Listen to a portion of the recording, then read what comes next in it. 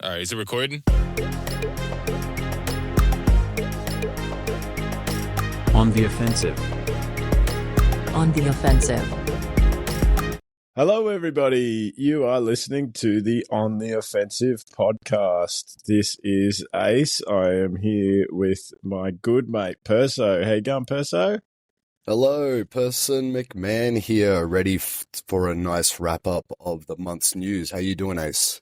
Yeah, well, mate. Well, and I'm excited too, I got to tell you. We are doing a monthly show right now, so there will be no sports on this episode, I'm afraid.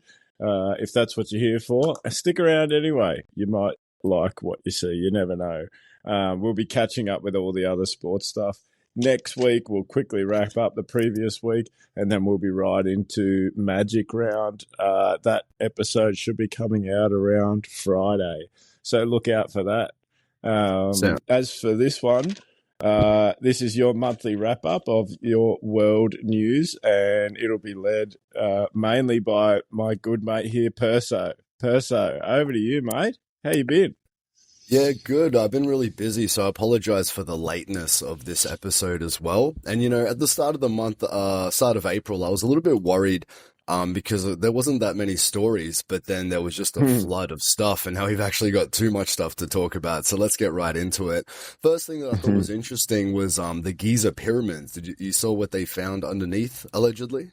Yes, a lot deeper and a lot further, and a lot more sort of interesting than we originally thought. It makes you wonder about the legitimacy of people like Graham Hancock and things who have been screaming about stuff like this for years and years.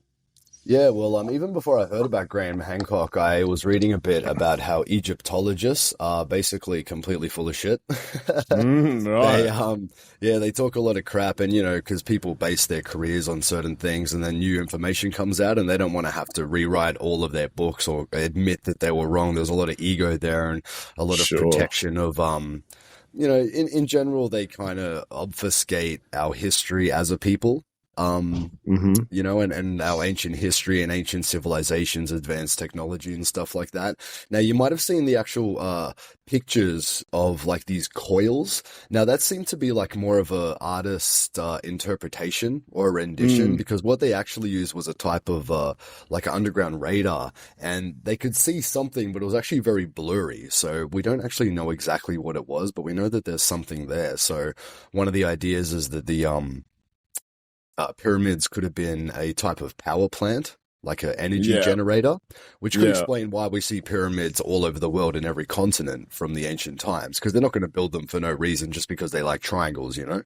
Yeah, well, look, I've been hearing things like that for a long, long time about how it was much closer to the sort of riverside back in the day. When I say back in the day, I don't mean like back in the day, like '02 when we graduated school. I mean, you know, way back in I've actually heard stuff like that before about being a power source or this and that, being much closer to the river, potentially that being some sort of use.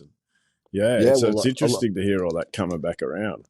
Yeah, well, you know, the world was very different back then, and a lot of the Sahara desert was green. It was like lush with greenery, and there was, you know, the topography was a lot different. So who really knows? But one day we can maybe do a bit of a deep dive into ancient history, because that's one of the fascinating topics for myself. I recently visited Angkor Wat in Cambodia, and that was really, really impressive. I highly recommend.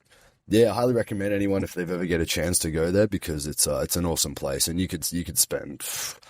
Man, I spoke to people there, and I like locals, and I asked them if they've seen all the temples in the area, and they just laughed, and they said, "No way, there's like way too many." So the locals saying that. Wow, there's just it's just a city. It was covered by jungle, and then they you know, they just totally found it. But anyway, I saw some of that on your socials there. Maybe you could filter some of that out and put it onto our socials.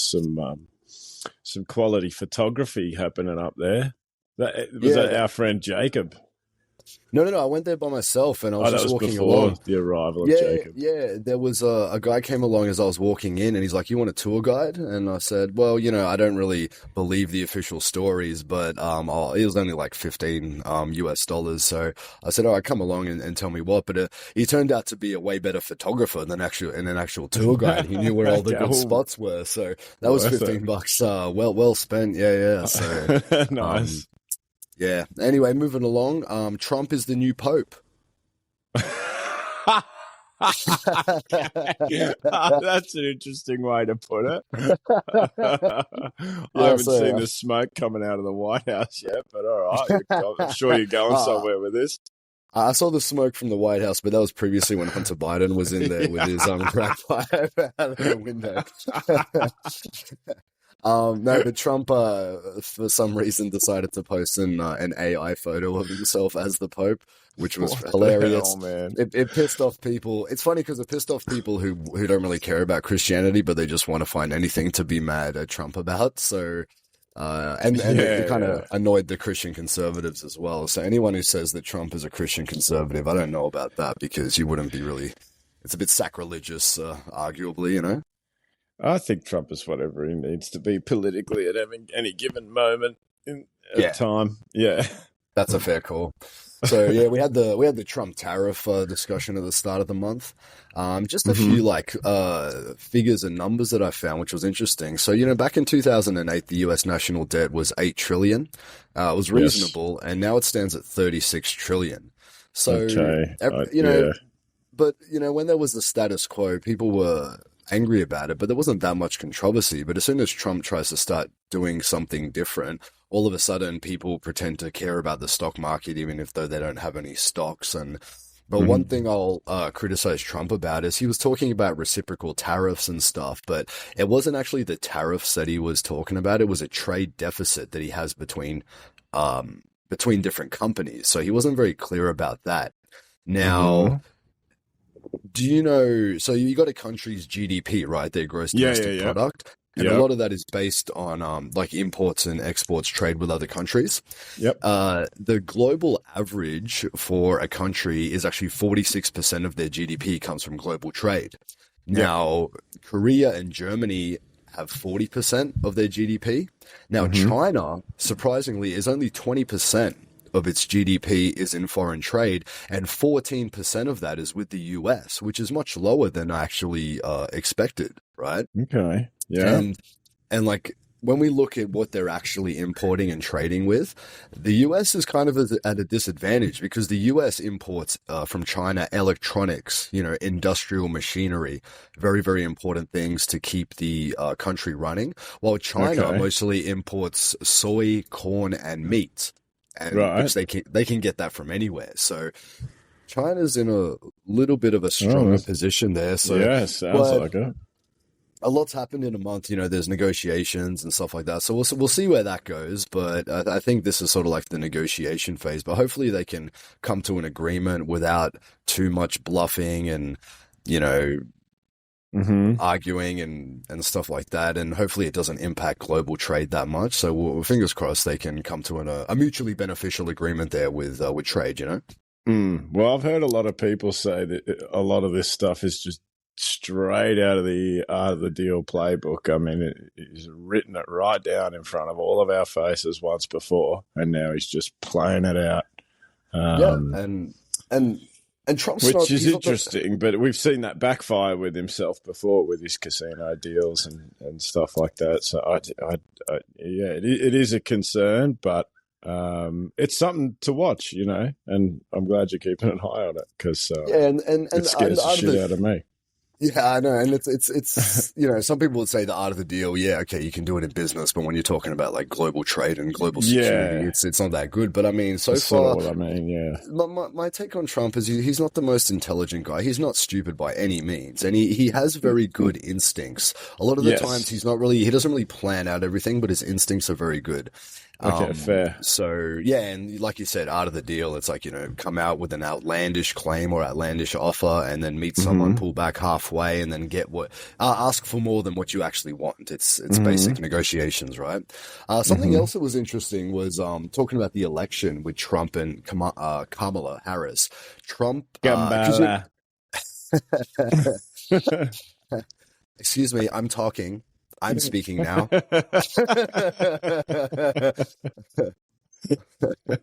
A mixed race man is speaking now. Oh man, classic. Oh man. Oh, So yeah, God. because Trump's detractors, they'll say, oh, he's all for the billionaires and stuff like that. Trump had 52 billionaires supporting him in the 2024 election. Kamala Harris had 83 billionaires supporting her in the election. Yeah. They talked about the donor class all the way through, which I don't know, for my entire lifetime, I remember being spoken about with a smirk and an undertone of dirtiness, Oh, the donor class are propping up this candidate, that candidate, ew. And then all of a sudden, everything turned. I mean, I was 40 years of age and then it all changed. 40 years turned around on me where all of a sudden it was like, oh, isn't it good that the donor class is propping up this person? Wow, what a great thing. Well, we love them. Right. Yeah. So there's such weirdness like that all around me that's what I think annoys me the most, like you were saying before with Trump, that no, he's not completely stupid. So I have enough things to be annoyed at Trump about, real things that bother me, that have actual consequences. And when you say, oh, he's such a stupid dictator, now I have to sort of not talk about what I want to talk about and go, no, he's not that. Come on, like you got to at least pivot from there before we can get onto the real issues, because that's ridiculous. Yeah, and it makes me defend him for the wrong things. It's annoying. That's it. Yeah, that's it. Unfortunately, most of the debates around Trump just they're not really like based in reality. If we could discuss the topics, like you said, there's plenty to criticize him about. That's the what gets me is the hypocrisy. So if you're going to criticize Trump for something and then the candidate you support is just as bad or even worse, then why really doing it? Trump actually just fired Mike Waltz. I saw that.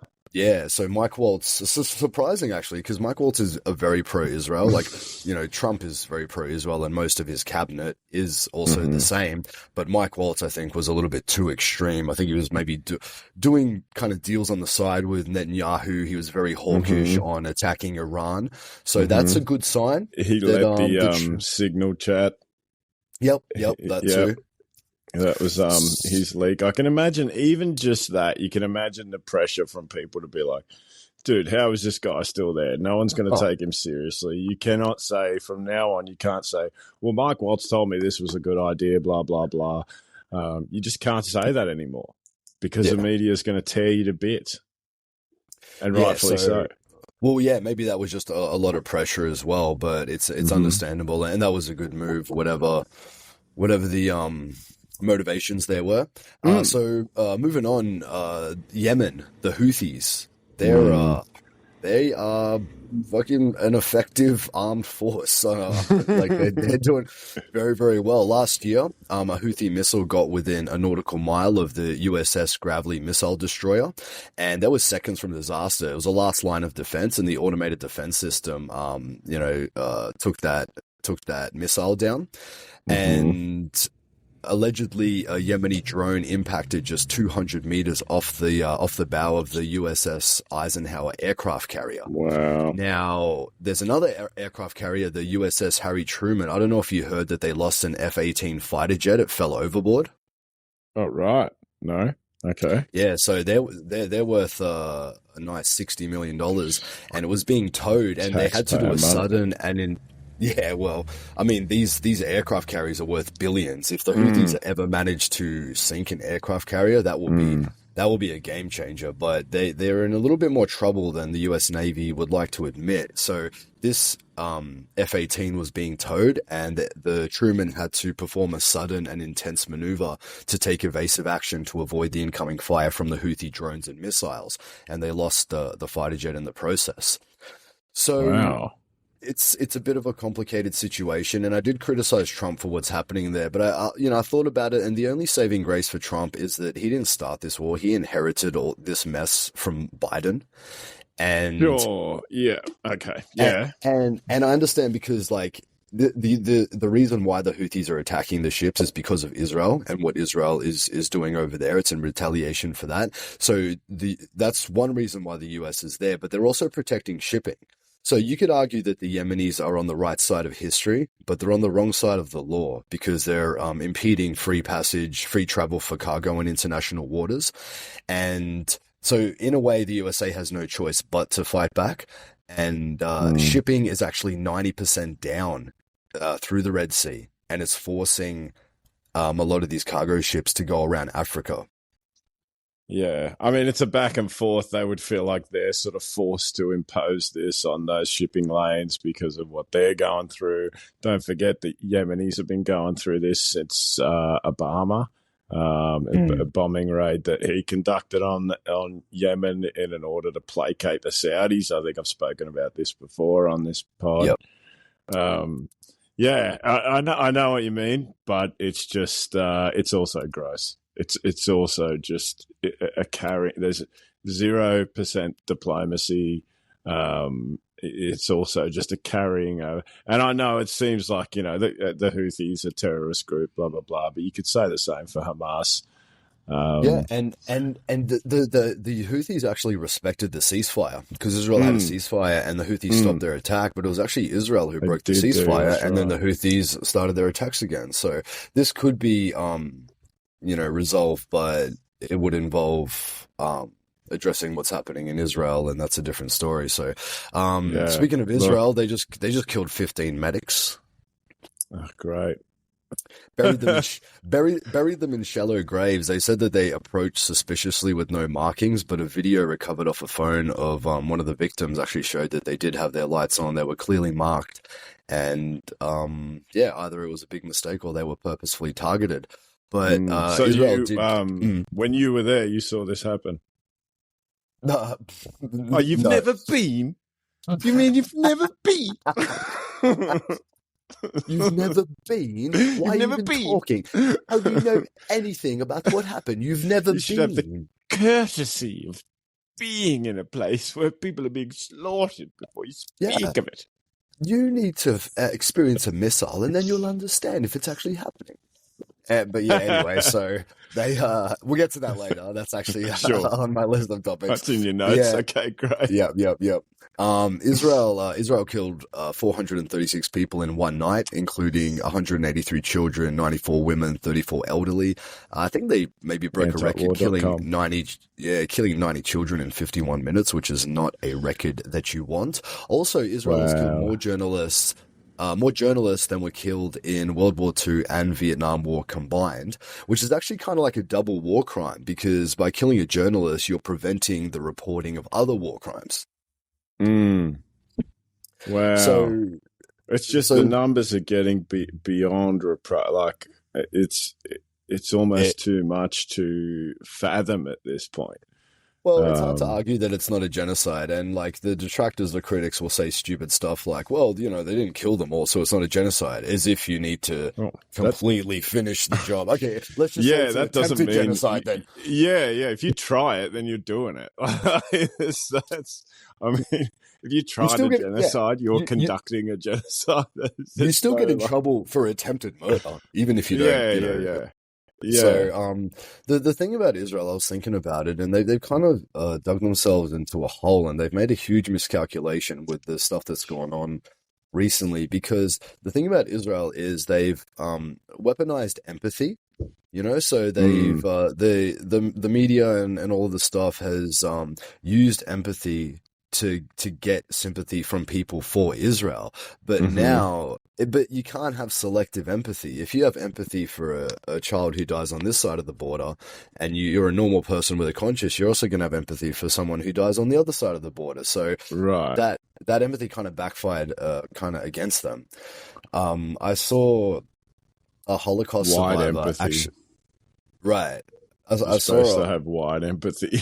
No Well, other yes, no, sort but of. they're trying to say, hey, have empathy for us, but not them. Like, Yeah, what do you care yeah. about them? Yeah. Wempathy. Don't have empathy. They're the bad babies. We have the Yeah. good babies, you know. Bad babies. Their nappies stink way more than ours. Oh, So, they're such like, bad babies. They were probably going to grow up to be bad people, and we well, can that's their almost be logic. sure of that. That's their logic. Yeah. Yeah. But the thing about Gaza as well is, like, the people there, first of all, they all didn't vote for Hamas. There was, it wasn't, No, it was I a can't vote. remember what percentage. It was a vote. Yeah, there were a lot of people who didn't support them. And it was that long ago that a lot of the people who it's a very young population as well there, they never voted back then, you know? No, and they get they- lumped with that a lot, don't they? You hear that a lot. Well, they're the people who voted in Hamas. Well, fuck, that's why it was a vote. Not all of them did. Yeah, Uh, not everyone agrees. What about the people? and a lot of them, I mean, grew up in this open air prison. Maybe they felt like they had no choice. They're undereducated. They're propagandized. You know, there's a whole lot going on. So even a bunch of them who intimidated. voted for them, if they could have just been, spoken to, like if things could have been handled a little bit better in the first place. Yeah, and even if you did vote for Hamas, arguably you don't deserve to have your children blown up. So that's a hot arguably, that's a hot take. Arguably, Hot take right arguably, there. Perso. I mean, hey, you're talking some crazy wild shit here now. Hey, I'm trying. I don't want to hear that rubbish. But interestingly, a Holocaust survivor was joining the protests in the UK, and he was interrogated by the police for being critical of Israel. And then I saw in Germany, German police were beating up Jews, but it was the Jews that were critical of Israel. Yeah. How dare they?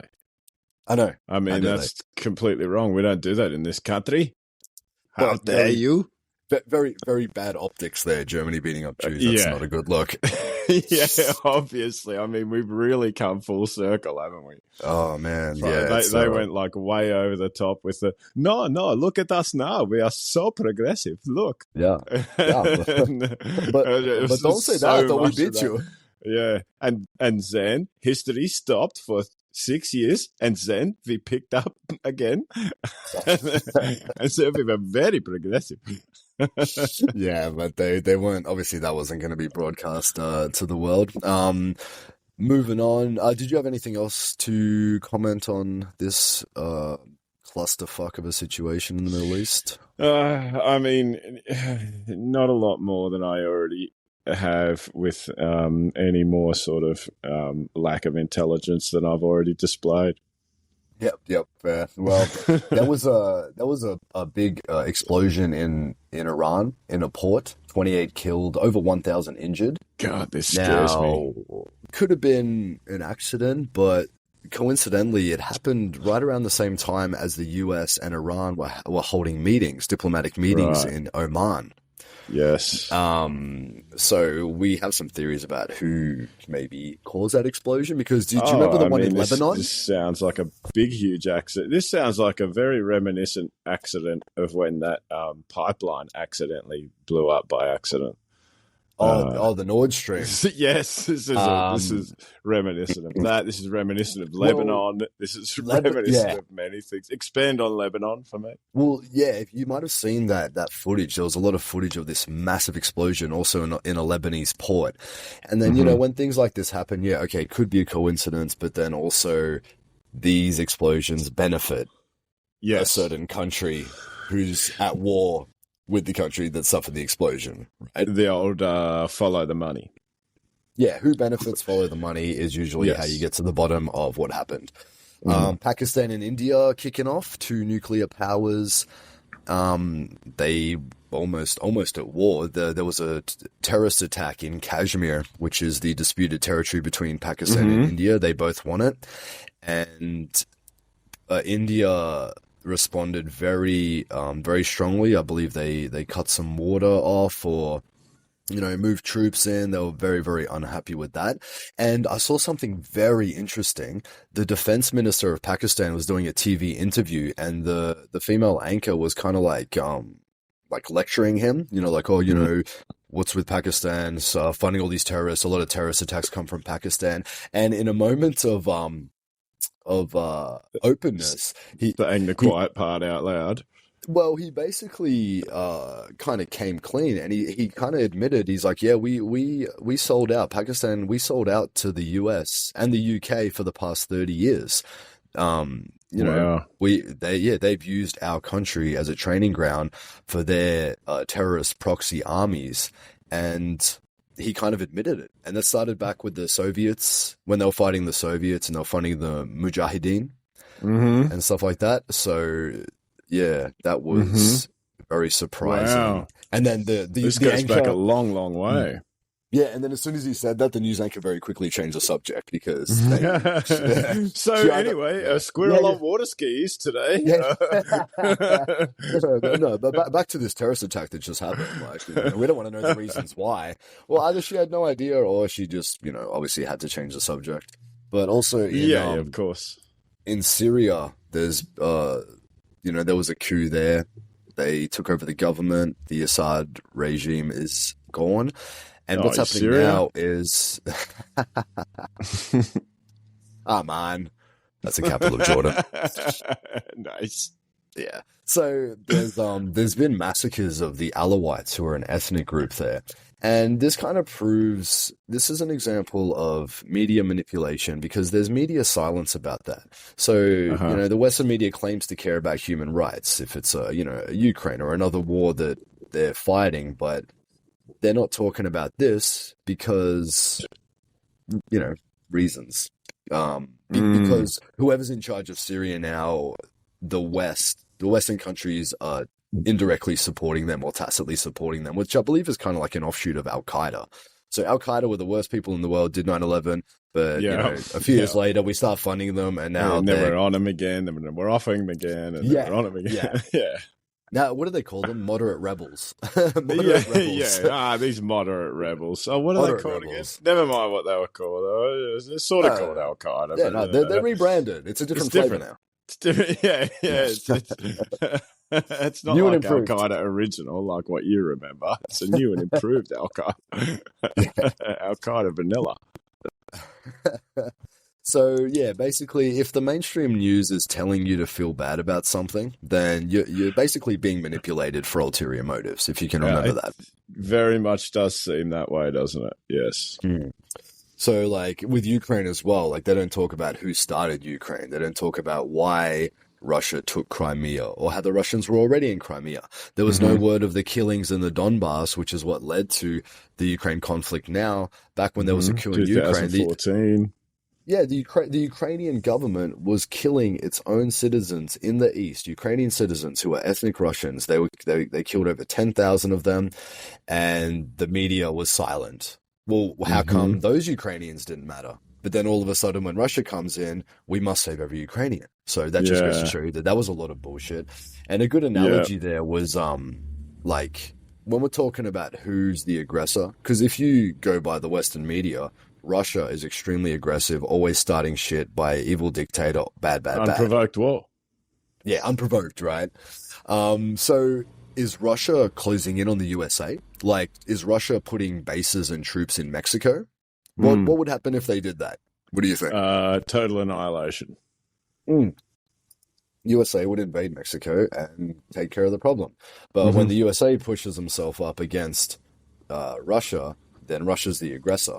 So, Putin actually asked to join NATO back in the 90s when it was the Bill Clinton administration. Yeah, Putin actually asked to join NATO, and they said no. Yeah. And they had previous agreements with Khrushchev when the fall of the Soviet Union, because NATO was further west, and they promised, we're not going to push NATO 1 inch to the east, because that would be an agreement. And they lied. That was basically when it split Germany, and they weren't even going to move it to the other side of Germany. Like, It was East and West Germ. Like, there's a great book. Scott Horton wrote a brilliant book about it called Provoked, if you want to get real deep. Okay, nice. Yeah, it's an interesting one, but we can see who's the aggressor here. And then, you know, the USA had agreements and treaties with Russia, like the Anti-Ballistic Missile Treaty, which the USA withdrew from.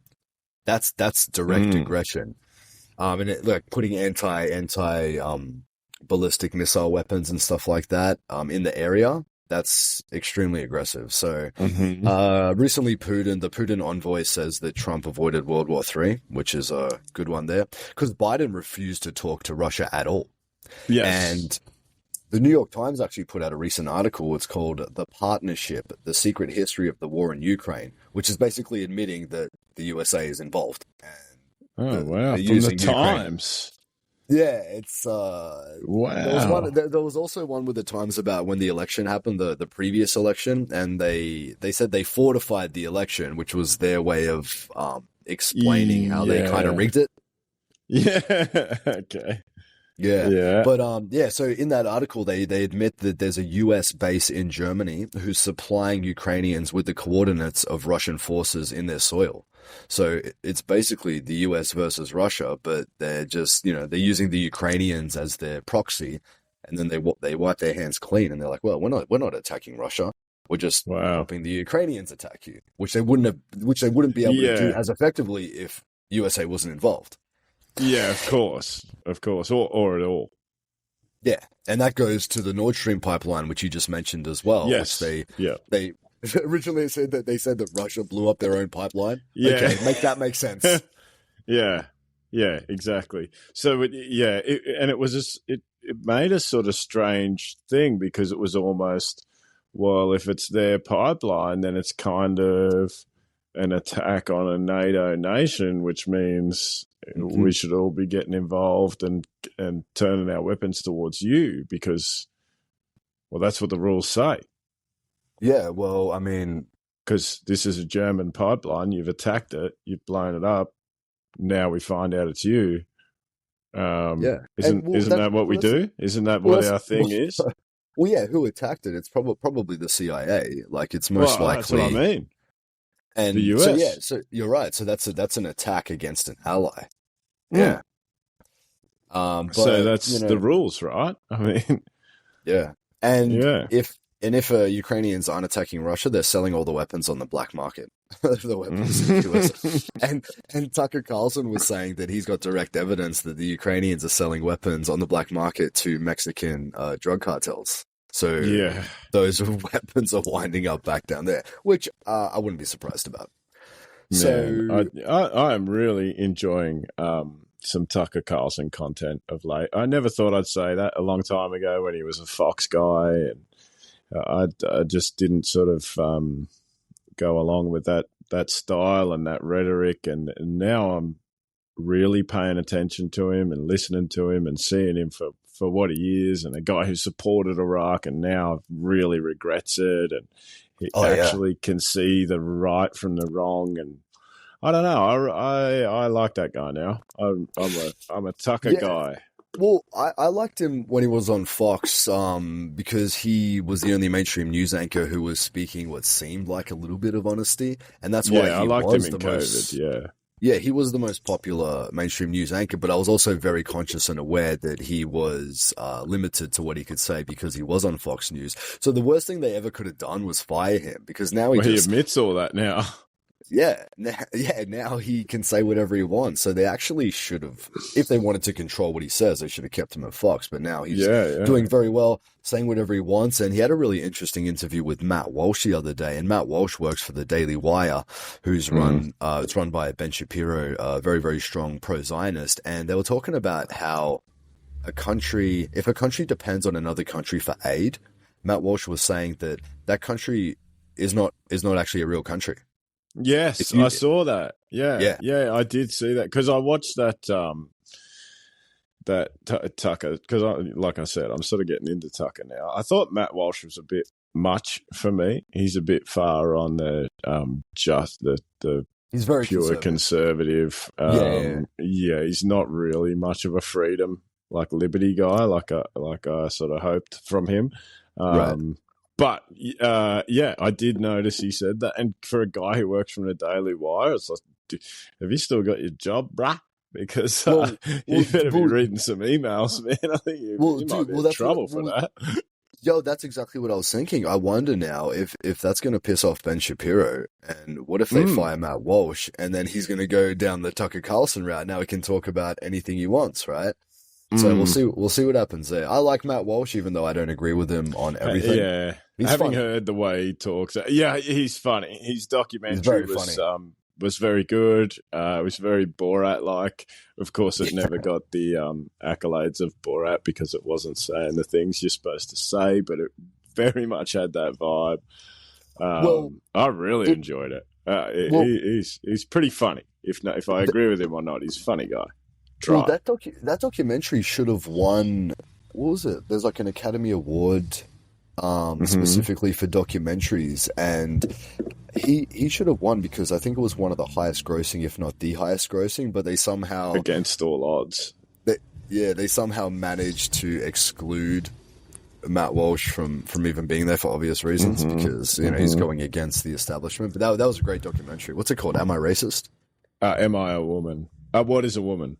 Oh, Am I Racist? There's another one too. Yeah, they're both great. I meant the What is a Woman one. Oh, yeah, okay. But Am I Racist? Really good. Like both of them just having a sort of go at DEI. Am I Racist should have won awards. That was it's so easy to dismantle all of that, but he just does a really good job of like very Borat style, like getting in there and interviewing the people, and kind of he plays a good straight man, like and he gives that guy money out of his wallet, like from his production team. He's like, will you give him some money because that would be reparation? Like you're pretty white, he's pretty not white. I'm giving him money. You should give him some money. And she's like, yeah, I guess I can. he put him on the spot and really sort of exposed how ridiculous a lot of that stuff is. So going back on just like Ukraine and in general, you're aware of color revolutions, those kind of coups? Yeah, of course.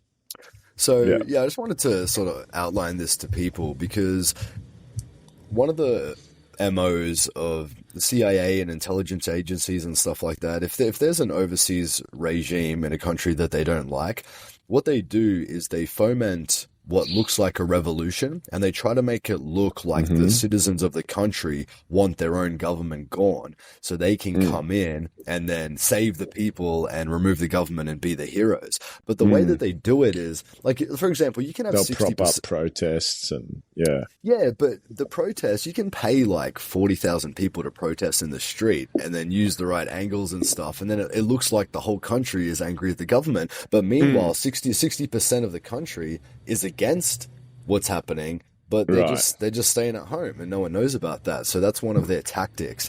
And you look at that versus like a legitimate protest. For example, what happened in Australia with COVID, when the media was saying that there was less people there and they were using like deceptive camera angles to make it look like there was not as many people as there were. It's kind of like the opposite. So we're seeing protests in the West. Earlier in the month, we saw some protests. They kind of fizzled out. I don't know if George Soros ran out of money funded by the Democrat organizations that Trump kind of cut their funding, but they kind of fizzled out. But I was thinking, like, we're used to dumb people protesting. The news or the TV tells them to go out, and then we get people going and interviewing them. And whenever they get questioned, it's like, hey, why are you protesting? And then they have no answer at all. And you press them, and then they either walk away or they get mad. But basically, they were protesting for like more fraud, more waste and abuse, more open borders, more money to Ukraine. And I saw a really funny meme that sort of encapsulates the schizophrenia of the leftist mindset. One of them was she was saying borders are imaginary lines on a map because they're all about open borders. Yeah. But meanwhile, they're saying fight to the last man for the Ukraine border. Right. So that's very juxtaposition-ish. The only thing that they should be protesting for is, I don't know, I guess what's happening in the Middle East right now. But Yeah. whenever they do that, is those protests get shut down, often violently. But I heard Yes. a cool Yeah. quote. Someone was saying that, talking about the media, they have to spend millions of dollars to lie to you on repeat. And the truth tellers, we don't really have to match that, because the truth has the natural advantage of making sense. You only need to Right. hear it once, and it rings true. If you have Yeah. good sermon and you use your conscience, you can sort of know what's real and what's bullshit, you know? So you can tell when something's been drilled into you, like, why do you have to drill this into me so hard when it just doesn't even feel right? Like, Yeah. yeah. Well, And it there are a works. lot of things like that, and it blows my bloody mind that a lot of people will tell me things that I'm like, but intrinsically, like, we Deep know down. that. Let's be Yeah, honest. yeah. Be honest. We know, like, for thousands of years we've known, and that's another thing that sort of Matt Walsh said that I partly did agree with. Like, there are certain things we just know. We know you can't talk. You can't go back 100 years and say a word like gender roles. Nobody will know what the fuck you're talking about, because we just know. You just Well, gender used to intrinsically mean know sex. what that means. Gender, Yeah, well, it gender does. used to mean male and it used to mean male and female. They It took doesn't that used word. to. It just does. Yeah. Well, Yeah. it depends who you're talking to. But yeah, if mental but gymnastics you was an can't just Olympic make sport, up stuff and go, all of a sudden it doesn't mean the same. well, Like, yeah, yeah, it that's just does. that's what's happened. But if mental gymnastics was an Olympic sport, then leftists in the West would win like gold every time. So they're pretty good with that. Yeah, Meanwhile, what a lovely thing to be able to be bloody so concerned about crap. I just don't know how they can like justify some of these things, but it's basically like a script, It's almost like being programmed. You get programmed with a script, the script gets updated, you forget everything that was said previously, and you just go with the new words, right? Most of the compilations that I seem to see tells me that it is a script. All the media is a script. Remember the shit that ain't true, the thing that all the Democrats did. And they acted like they were just doing it, just sitting in their lounge room, making a reel on TikTok. Shit that ain't true. Trump did this and we did that, and blah, blah, blah. And you could put them side by side. They were reading a script. Well, and they just acted like they were sat in their house making this up off the top of their heads. Yeah, and one of my favorite things is when Democrats try to be hip and cool and connect with the younger generation, and it just backfires and it comes off as the most cringe shit you've ever seen, and like cringe and out of touch. It's comedy gold, unintentionally. But it's upsetting. It's upsetting because when we were really growing up and in high school, Democrats could do that, and it meant something because they were fighting against a neoconservative fucking forever war, Right. And now those people somehow have just flipped around to go, well, I've stuck with the party, not the policies. Yeah. It's like it's like a football team. It's like a team. Yeah.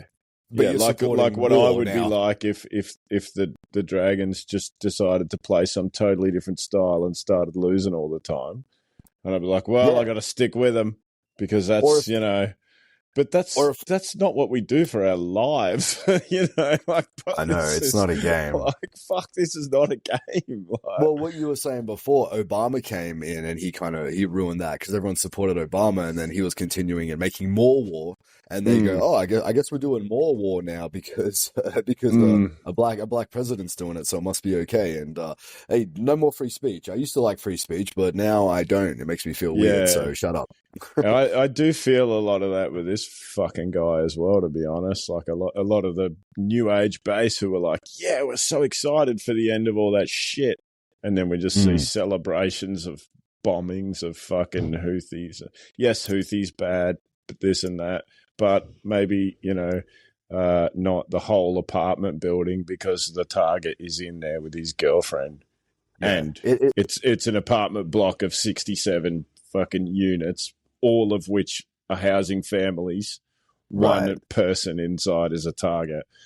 Yeah. Fucking kaboom. Let's blow up a whole wedding party. Yeah. We got the best snipers on earth. I don't know. I don't know. Well, yeah. It's frustrating. But yeah, Maybe that I'm does wrong. happen. Maybe I'm wrong. No, but Maybe you're I'm right. wrong. But That does happen it's on that thing of what you said. Like, it doesn't feel good. exactly. If you use your conscience, you know it's right or wrong. But Yeah. you are correct that it happens on both sides. It's not just the left; it happens on the right wing as well. So you are correct there. Exactly. And Yeah, that's what I'm saying. and I do pride myself, and I know that you do as well, as being fair. As you know, as you can support a cause, but if something changes or something's not right, well, we will call it out. You know. That's why I say it annoys me that a lot of people make me defend the guy for crap. Let's both get together and hate him for shit that's bad. Like, who cares about we can that agree. shit? Let's agree. Yeah. I mean, I recently was arguing with someone who I shouldn't have wasted my time arguing with, but Sure. you know, I was talking about my sort of overall idealistic utopian society, and my main thing was just psychological screening to try and keep psychopaths out of positions of power. And because he just wanted to like argue with me, he couldn't even agree on that. He's like, "Oh, you think these people are not worth living, and you want to kill them all and stuff?" And I was like, "Well, no, don't you think it's a good idea to keep people out of positions of power who don't have a conscience and who enjoy hurting people?" You're going to leap all the way from there to kill them all? Yeah. And I just can't. That's massive. It's one of the biggest leaps of all time. Right. That's very good. Yeah, one of my guilty pleasures is arguing with these people, but I really should stop. I get it, but I quit a long time ago. I got too much anxiety for that. I just do it for the lulz, or I do it for other people who are observing the conversation. You know, when you have a debate, it's not always trying to change the other person's mind, because that rarely happens. It's more for the people viewing the debate and trying to put forth the best argument, makes sense, and hopefully giving people information and maybe turning their minds if that's your goal. You think so, but usually I see something that they say or post, my jaw drops, I come back with something, and then I think, okay, this is obviously something that now you're going to see the folly of your ways or whatever, or go, that's also an interesting take. Maybe it's somewhere in the middle, which is probably the right way to go. But instead they double down, and then I go, oh God, now I'm in this thing. I don't want to. Well, I just end up going, okay, enjoy. Well, another interesting one was recently, like in Australia, they criminalized doing the Roman salute, like the Sieg Heil Nazi hand gesture. Sure. And I was saying that shouldn't be criminalized, but they were like, "Oh, so you support Nazis?" And I'm like, "Well, no, I don't support Nazis. I just think that criminalizing a hand gesture is stupid, and it's unnecessary, and it's just it's a slippery slope as well."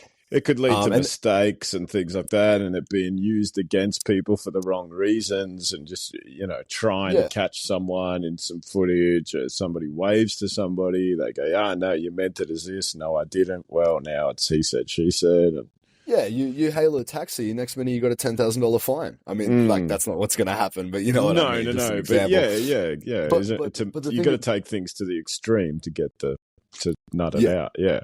But what that led to was they're saying, everything Nazi should be banned because of what they did. And then I'll flip it on them and I'll be like, okay, well, communism has killed more people than the Nazism. So do you want to ban all the communist insignia and beliefs and stuff like that? And of course they don't, because they've all been trained by academia to be very, very pro-communist. So then I'll get into the weeds with that and I'll say like, well, do you want communism here? They're like, yeah, we want it everywhere. And I'm like, well, how do you explain the central hierarchy of the communist system? And they're like, well, it's classless. It's not like that. I'm like, well, obviously someone has to implement the system and someone has to force other people to do it, which usually involves murdering millions of people, but whatever, they'll say that's not real communism. But when I push them on that, they have no answer. And then they just start yelling at me and swearing. So I'm like, okay, let's stop that. Yeah, it's usually becomes something like that. And then you got to turn around.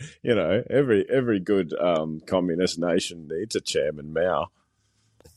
Yeah, well, they a lot of these people just don't understand the reality of the world, and they've been like, when I went to university, I was not really as informed on everything, and I came out of university thinking that like communism could be an alternative government system because on paper it seems really good, and then when I looked into it and started learning about it, I was like, why did these universities like try to tell me that? Why are they teaching these students? Why aren't they going into the history and telling them all about the details of what this is. Right. So very Don't you wish you interesting. could go back and go, put your hand up and go, hang on a minute. Well, we were learning about socialism, and one of my professors, I forget, I think she was national Italian. socialism? No, let's not go there. No, because I think my professor was Italian woman, and she was talking about it. And I asked her, I said, "What's your personal opinion on socialism?" And she basically just said, "I'm not allowed to tell you what I really think." I'm paraphrasing, but that's kind of that was kind of the vibe there. So that was very eye opening for me as well. Yeah, that's interesting as hell. Meanwhile, in the US, Tim Pool met with Benjamin Netanyahu secretly. Not so secretly. Whoa. Did you hear about that? No, I saw that he got into the White House press thing and sort of took over in there and went a bit bananas, and it made me kind of shut it off. But it was cool to see. Yeah, but no, I well, didn't see any BB Netanyahu, Timmy Pool there's back and something forth. there's something called Chatham House rules. Are you Mhm. familiar with this? I've heard of it. I'm not familiar with the definition. Well, basically, it means that you have a meeting and everyone agrees not to talk about it or not to you can say that there was a meeting. Yeah, If you want to divulge that you were there, you're allowed to, but you're not allowed and you to can say who mention was in anyone the else. meeting. Okay, No, you can't. okay. See, I So- never get my head around this. Yeah, so Tim Pool was kind of mad because I think it was David Harris Jr. I don't know, he took a selfie or something. It was like, yeah, I'm meeting with Netanyahu and all these other people. So obviously, Tim Pool's a very influential political commentator. Doesn't really talk about He's Israel whenever he gets. interesting. Yeah. Yeah, I mean, I don't mind Tim Pool because he's good to catch up on news sometimes. Like, the stories are good, but there are certain topics that he doesn't touch, and when they get brought up on the podcast, he very quickly changes the subject. Just an interesting character. It's been interesting to watch him turn over the last couple of years, from yeah. where he was to where he is now. He's just basically like accepting it now. Yeah. Well, he knows who butters his bread or butters his bagel is probably a more appropriate analogy. Yeah. Actually, he's an excellent skateboarder. He's a really, really good Yeah, skateboarder. he was. I don't know if you've He's seen a him. good skater. Yeah. He still is. He skates all the time. He's really good. Yeah. So yeah, that was a bit interesting, but yeah, it's like with news anchors, he's not a news anchor, but all these news anchors are just actors, and when you use your discernment, it's pretty easy to tell when someone is likely being paid to say something. For example, when they try to defend like transgenders in sports, like John Oliver and Neil deGrasse Tyson. Oh man, I got a bone to pick with him after the other night as well. But anyway, carry on. Did you want to go into that? Is it in your notes? We can get into it. Fuck that fucking guy. No, I'm actually not sure what you're talking about. You can bring that up. Okay. All right, we'll finish your point. All right, so Neil deGrasse Tyson, he's a very intelligent astrophysicist and blah blah blah. But when you kind of lose your credibility. Well, yeah, supposedly, but when you kind of lose your credibility when you start trying to defend biological men in women's sports, there's no way. Stick to space, cunt. Even then, like his stuff about UFOs and stuff like that is so dismissive and condescending. Yeah. His whole vibe is just really like offensive. It's such a condescending vibe. He did it to the Titanic as well. Oh, the stars of the sky wouldn't have been like that on the night of the Titanic. Fuck off, Neil. You fucking idiot. Yeah, and oh man, yeah, he's always interrupting people, and his whole vibe is just off. But even Bill Nye, the science guy, who has a degree in mechanical engineering, it reminded me of this was about 8 years ago. On his TV show Bill Nye Saves the World, he had this musical skit called My Sex Junk. And for anyone who's seen that, I apologize for making you remember it because it's that bad. If you haven't, that's so funny. If you haven't seen it, go watch it, and I apologize in advance. But it's basically this woman doing a little song talking about gender ideology on a show that's supposed to be about science. Dude. Yeah, and just defying science. Yeah, and it got me thinking about something. You actually briefly brought this up before. This was never a thing for most of the LGBT movement. You know, like early Pride, fighting for equal rights. They were saying, you know, people love other people. Some people like to dress in the opposite sex's clothing, sometimes for fun or to perform, and that was drag. And some people even think that they were the opposite sex, and that was trans. Now, if they kind of stopped there and said, okay, we want equal rights and respect and stuff like that and social acceptance, then I think everything would have been cool. But then they went a bit too far, and then they slipped it into the sports, and then they started going into the schools. And that's when a lot of people said, sorry, you've crossed the line, and now we don't really care about what you're trying to do. Yeah, so like the Victorian model, and I think recently, or they're trying to in New South Wales, we'll put your kids on puberty blockers if they ask us to, and it'll have nothing to do with you, and you won't be allowed to touch them. And... Yeah, there was a lot. A teacher in the UK actually got sued by the parents. I think a child actually might have committed suicide. And the teacher at school was secretly transitioning the child without actually telling the parents. So she got in big trouble. But this is unfortunately a thing that.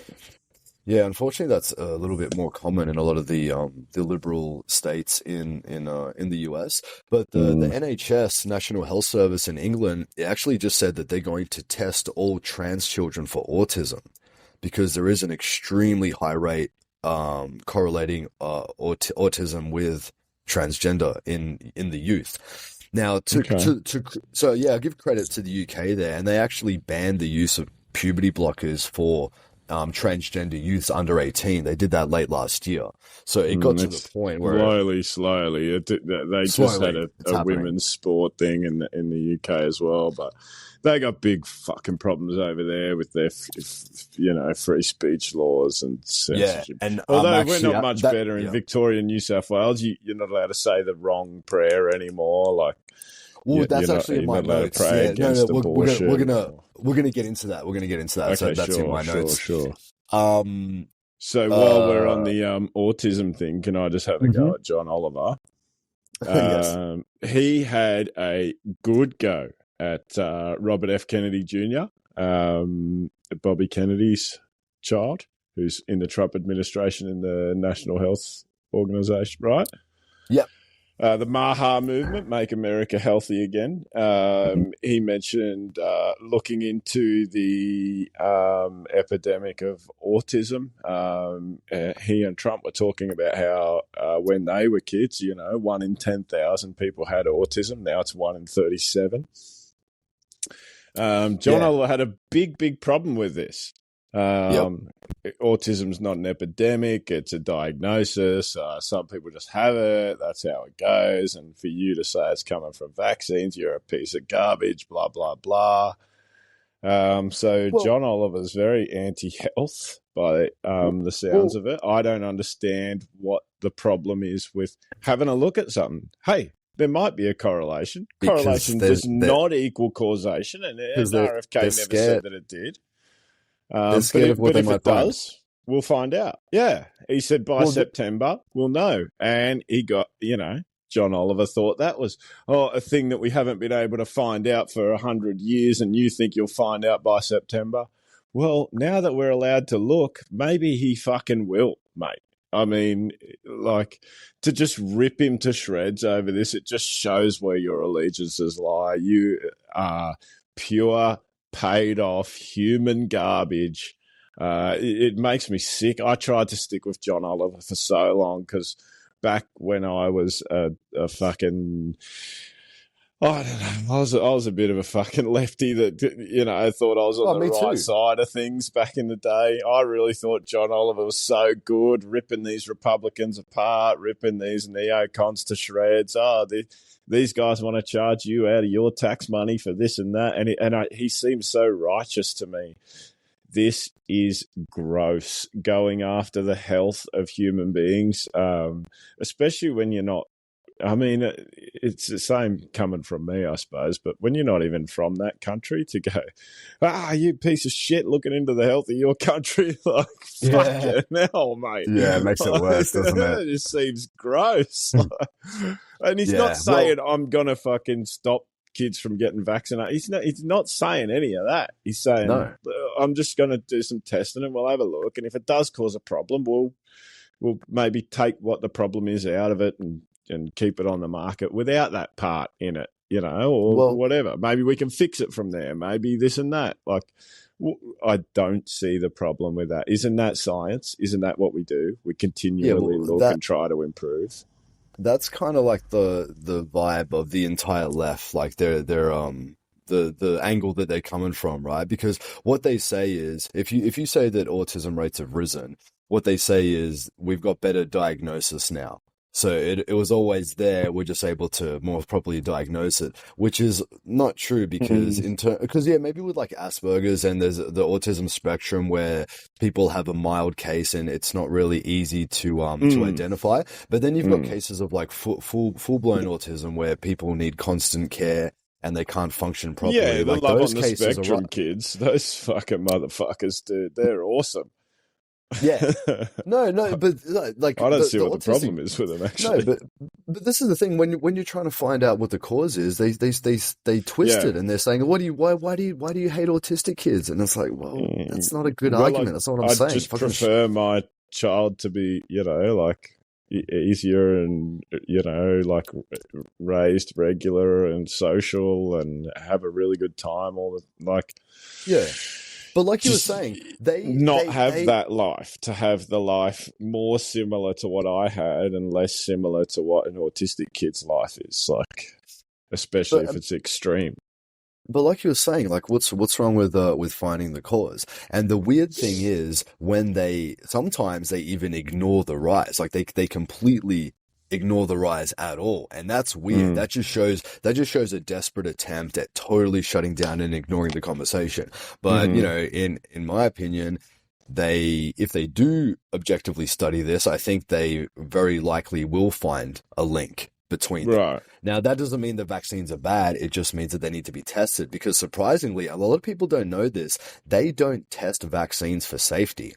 All other pharmaceutical medications, they test them against a placebo, and that's how you know whether something is safe or not. Now, they do not test vaccines against a placebo. They test them against other vaccines, and their justification is it would be inhumane to not vaccinate. Even though there's plenty of children out there who are not vaccinated and the parents would be willing to put those kids up for a study, they're just like, no, we're not going to do this. So I was actually really shocked to hear that. And if you want more information, check out a guy called Del Bigtree, who's one of he's at the forefront of fighting for vaccine truth. The name of his organization evades my mind, but check out Del Bigtree, and he's got a speech called the irrefutable argument against vaccine safety. If you can find it, it's probably not on YouTube, but if you check like Rumble and stuff like that, it's a great speech, extremely eye-opening. Also with RFK Jr., he's talking about fluoride now, and he says that he plans to tell the CDC to stop recommending fluoride in drinking water. And, a lot of European countries have already done that. We've got so many studies showing how toxic fluoride can be. And then again, even if you believe that fluoride is good for your teeth, why are you drinking it? Yeah, exactly. Why do we need to drink it? Let's just put it in the toothpaste. Put it in the toothpaste. Brush your teeth, spit it out. Why do you need fucking water? And how come I can go and choose fluoride-free toothpaste or toothpaste with fluoride? Like, if it's so important for my teeth, it should just be in there and not in the water.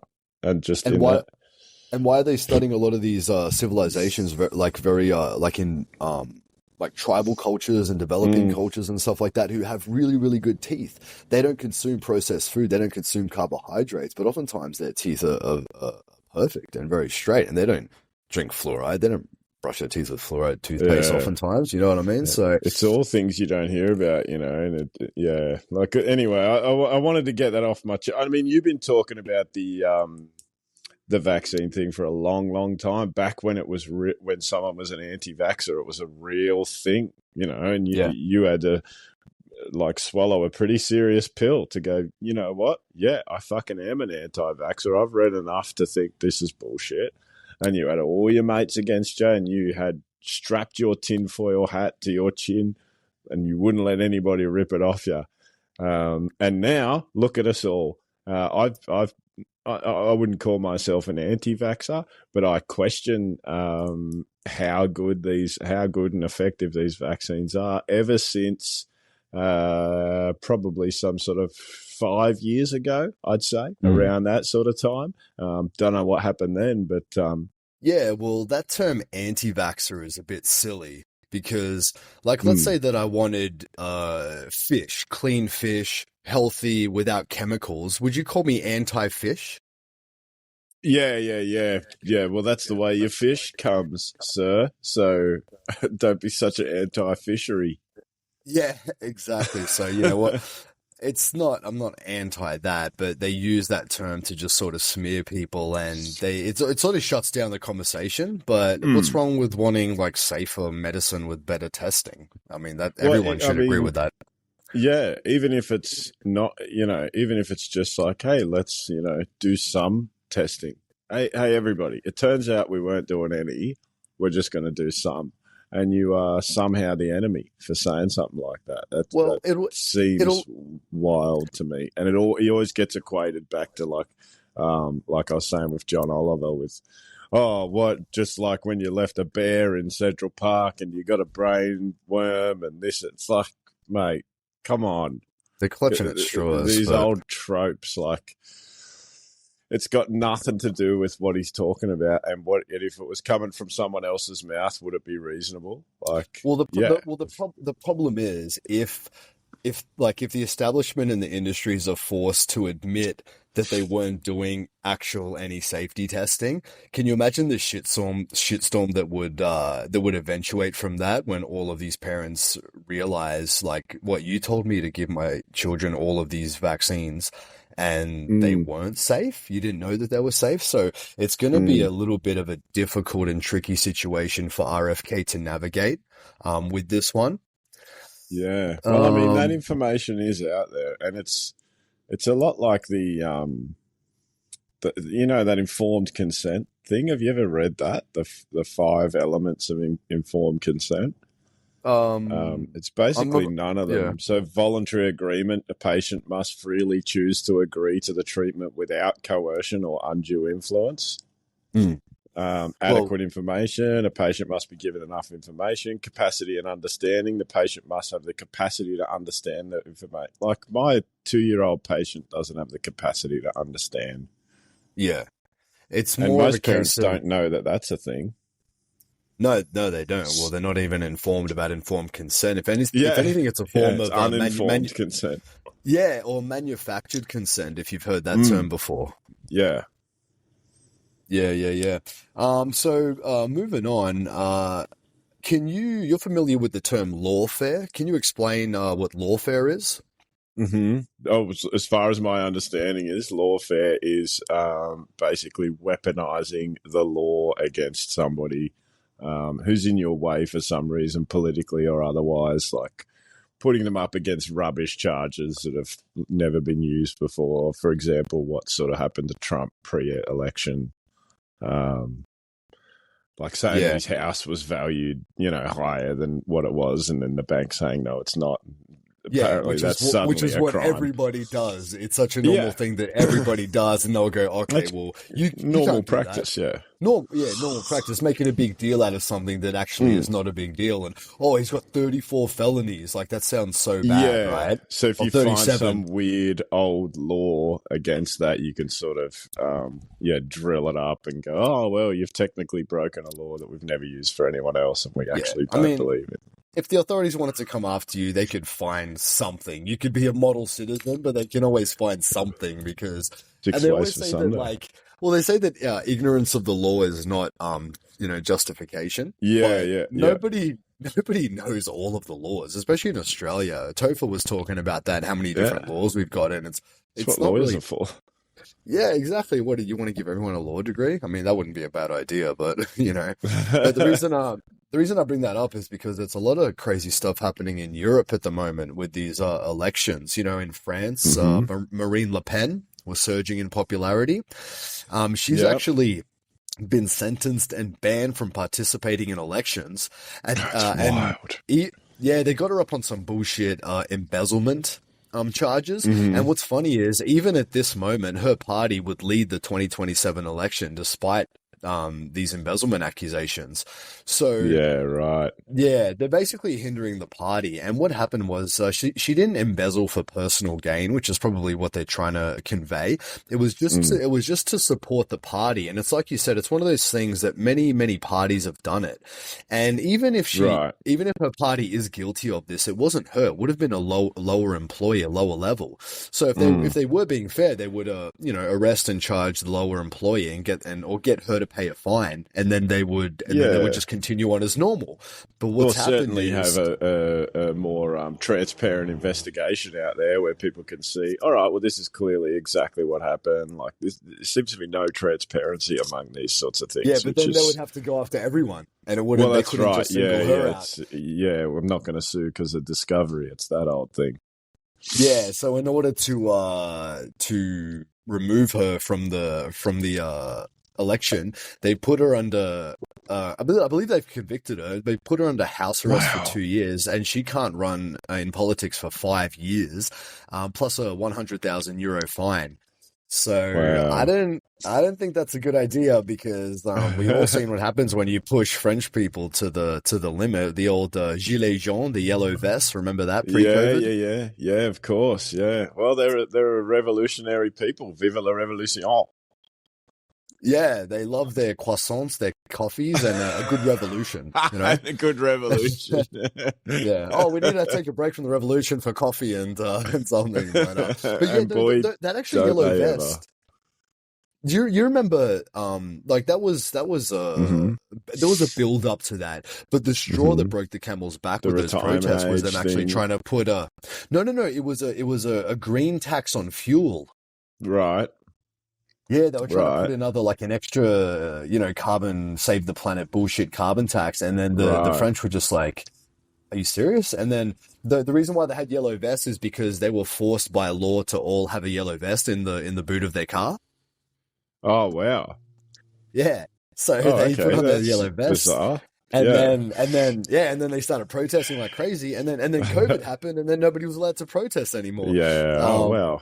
Interesting coincidence, but I don't know if you remember, but back before COVID, there were a lot of protests. It wasn't just France; these were popping up all around the world. It was almost like a pandemic of protesting against oppressive governments. And I mean, I'm not saying that that was why COVID happened, but it definitely put an end to all that, because you weren't allowed to protest, and you weren't even allowed to fucking go outside and walk your dog or whatever, like. Yeah, well, it seems to be, doesn't it? I think I've said it on this pod before, that as soon as things start to get a little bit bipartisan, among the people, not among, the government, they're always bipartisan, but among the people, then it's like quick divide and conquer. Happens. Yeah.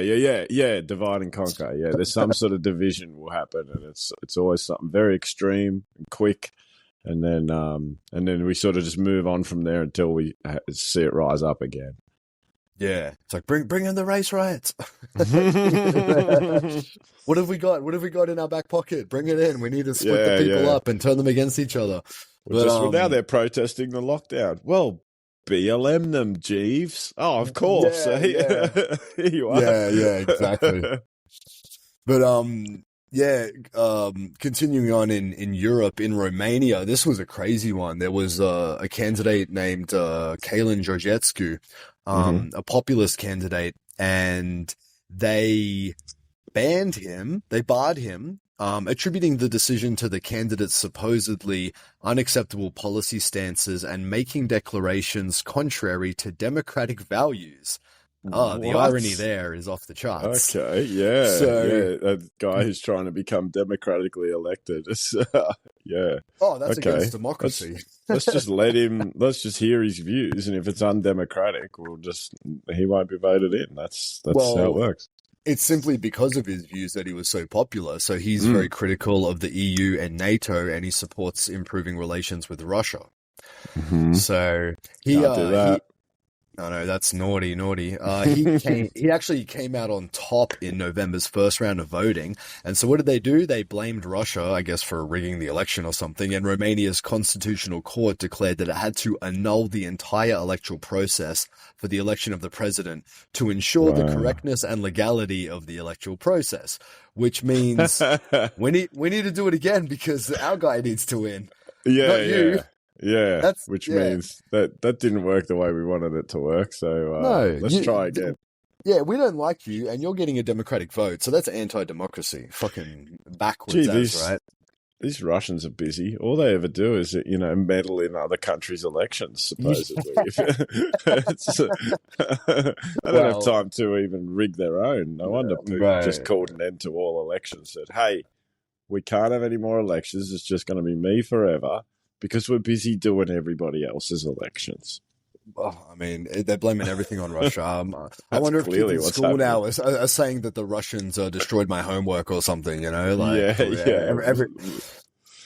start seeing those movies again with where all the bad guys have a Russian accent and stuff. It's like, that's actually, this has been going for a while, this anti-Russia thing, and I didn't realize it, but now it makes a lot of sense. The bad guys in American movies are always Russian, right? And, Russian, German, So Georgescu was actually arrested and interrogated and charged with 6 counts regarding false funding sources. Again, we see that.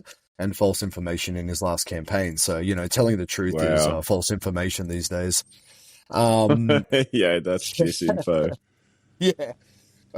Germany, similar scenario with the AfD party. I think it's the Alternative for Deutschland. They tried to ban the party, and they just had an election, which I'm calling shenanigans on that election. I can't prove it, but okay. I think election rigging happens a lot more than people.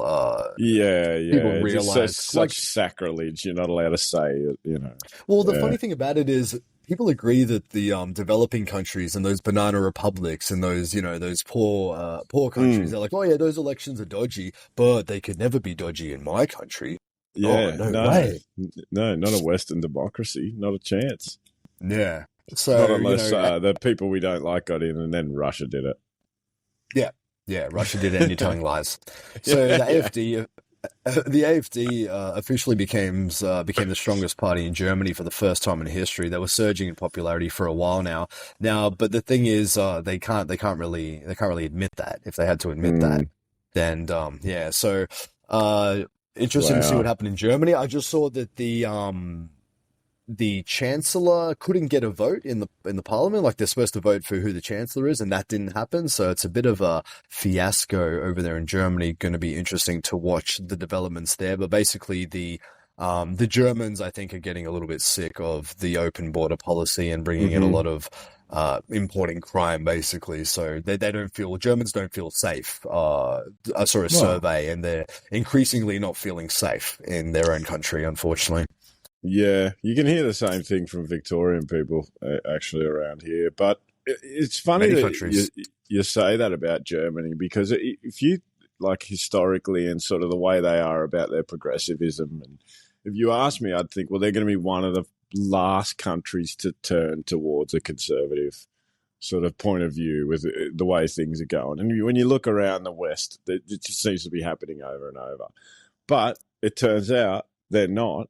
And Australia is the last country to be doing something like that, like looking at an alternative or a freedom sort of party.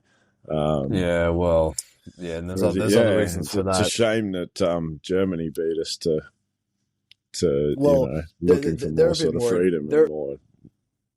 They're a little bit more further along. They're a bit more further along with the importation of the crime. Now, I'm not saying all immigrants and criminals, obviously not, but when you don't screen people like that, it's different. Right, it's different. Yeah. It's different. It's more difficult to do in Australia, but they're definitely giving it their best shot. Back to Europe, Slovakia a little while ago, there was an assassination attempt of their Prime Minister, Fico, who's anti-war. Hungary, there's been constant attacks against Prime Minister Viktor Orban, and there's been pressure to exclude Hungary from EU decisions because a lot of the bullshit that the EU tries to push on all of their member states, Hungary has basically just said, like, nah, we're not doing that. And that's pissed off the EU bureaucrats.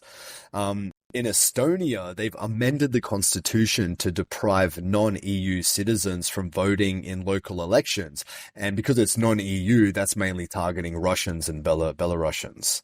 Oh, So Ari that's Mate, a little bit- Estonia. Nice. Who? You heard of him? He's a comedian. He got his go on Kill Tony. Oh, that Yeah. guy. Is he Estonian? He's Man, like a he's shit, and he funny. talks about Estonia, where he comes from, and shit over there is fucked up. he's really good, man. He's great. He's great. Yeah, I just discovered him recently. Very, very, very funny guy. Yeah. So yeah, they're so Europe's basically trying to prevent the majority from voting for the values that represent them, which is obviously very anti-democratic. But finally, the tide is turning against the bullshit bureaucrats, and they're just starting to label, like, they're basically radical leftists.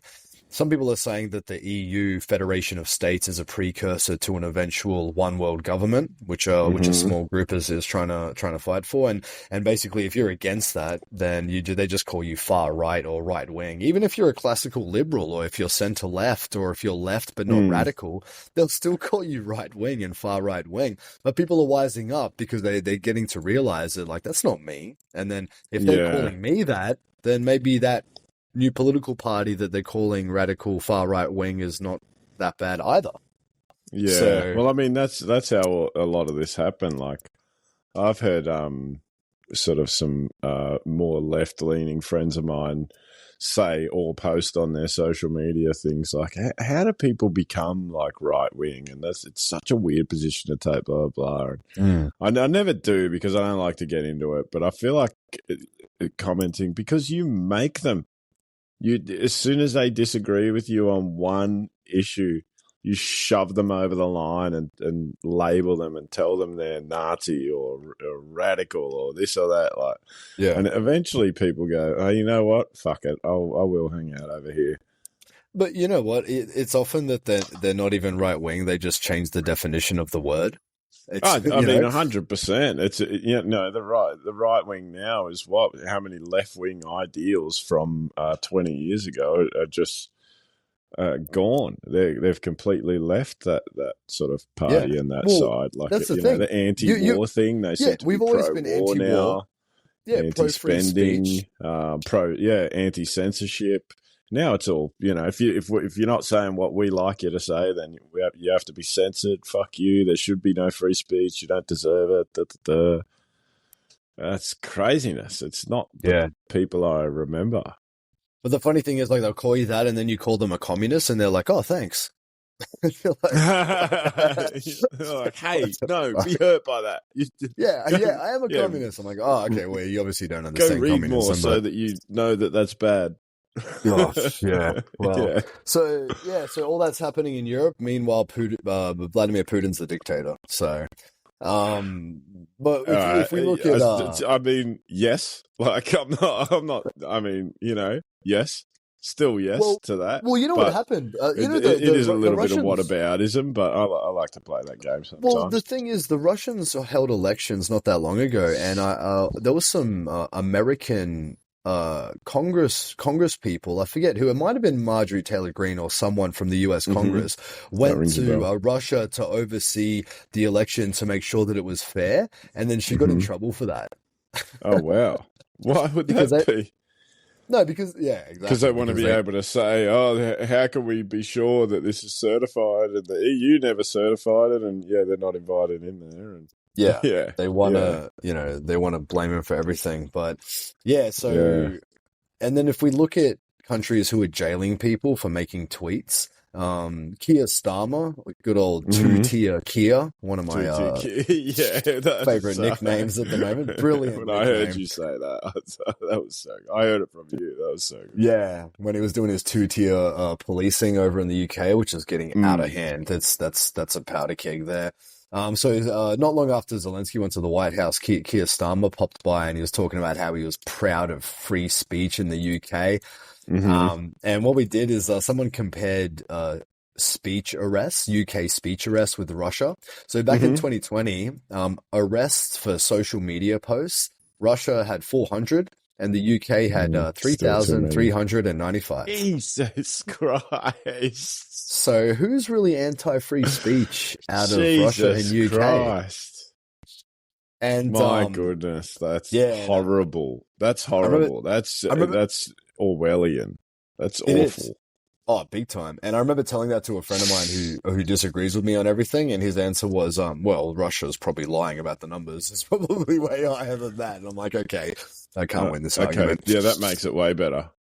Yeah, exactly. Yeah, let's not talk about the UK. Let's just say that Russia's worse. You know? Even if you had said to me, hey, look, Russia's really obviously the bad ones. You're not allowed to speak out about the government. They arrested 10,000 people. But so-called free speech England, where they're proud of their free speech, they arrested nearly 4,000. That would still be almost just as bad. You know? Like, exactly. So yeah, Russia's pumping down the numbers. Yeah, okay. Great. Yeah, I know. Yeah, exactly. No, you're right there. So it was a while back that the UK arrested this guy for retweeting a limerick. The limerick was making fun of transgenders. He didn't even write it. He just retweeted it and he got a visit from the police. I believe he was arrested. More recently, there was a woman named Lucy Connolly, mother of two and also a carer for her sick husband. She received a 31-month sentence for a post that she made about those Southport murders that happened. And wow, that's crazy enough. But also, she was not granted a release on temporary license. That's called an ROTL to spend time with her family, which is granted to other jailmates around her who are actually guilty of actual physical harm. Man, I heard somebody say recently that you know how sometimes we look back on history and go, man, society was crazy for that behavior. How did they let that go on? And they were like, what's going to be like our day and age as one? And I've got other ideas about it, but the first thing that they said was that we locked up non-violent criminals with violent criminals. That's madness. Yeah. And we it treated seems the violent to me like madness. Yeah. Well, if you treating did the violent credit criminals card better. fraud, yeah. Well, in a lot of cases. During COVID, they were in America. They were releasing dangerous criminals out of the jails because they said they were like scared of them getting COVID. Like make it make sense. Room for lockdown protesters. Yeah, and people retweeting fucking poems. Yeah. So the UK is now talking about banning ninja swords. I'm sure that's going to solve their violence problem. I mean, that's a start. Sure, fine. Let's go there. I mean, it was a little while ago where the murder rate of London was higher than New York City for a brief period. Jesus Christ. Yeah. And that's you obviously like USA has a problem with gun violence. The UK has a problem with knife violence. But you can't do much about that. We need knives. So a knife is a knife. Like I'm looking into my kitchen from where I am if I bend my head in the right way, and I'm looking at a bunch of massive knives. Well, you better be careful that those knives don't get up and walk around and start stabbing people randomly because apparently guns do that in the USA. Yeah, well, look, if anything ever happens with one of them and somebody coming into the house, then that's what I'm going to be saying happened. Yeah. I don't know. It just got up, did it. Man, yeah, don't get me started on the self-defense laws in Australia or lack thereof. It's it forces you to, if someone comes into your house, they're yours. You have to keep them now because if something goes wrong, it would really be unfair on of you defending your Well, family. if you defend your family too hard in Australia, they'll arrest you and charge you like Yeah. with stuff, you know. So that's And one thing that I do. what if it's a youth? Then that it'll basically be just you being Oh, the yeah. criminal, and them just back out with their mates the next day. Yeah. And unfortunately, a lot of the youth know that and they take that for granted. One thing I do Mm. like about the States as well is they do try minors sometimes as adults when they commit very serious crimes, which I think is good, and it's a good deterrent as well. So It's certainly a talking point in my state in Australia at the moment. Yeah. yeah. But I was looking at like the UK and stuff, and like Ireland is being flooded with With immigration. Rosie So O'Donnell. yeah, she probably counts as a few people herself, but Yeah. yeah, the thing about immigration, it's a touchy subject because it can really they've made it really seem as if you even criticize immigration at all, they paint you as a racist. But Mhm. people don't realize that immigration can be weaponized, and it's really bad because they're playing with people's lives as well. But once you realize that immigration can be used as a weapon, a lot of this stuff makes sense.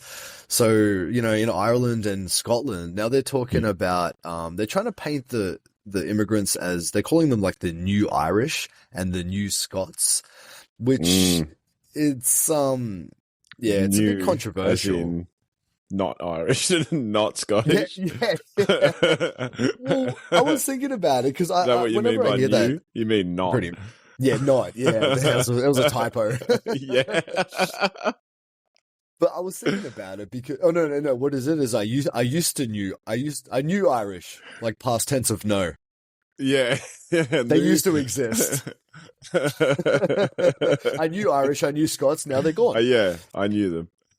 But I like to reverse the role sometimes because I was thinking, like, let's say I moved to China, I lived in China for 20 years, and I wore Chinese clothes, I spoke the language, I adopted the accent. Can I It was call only myself? a couple of years, but yeah.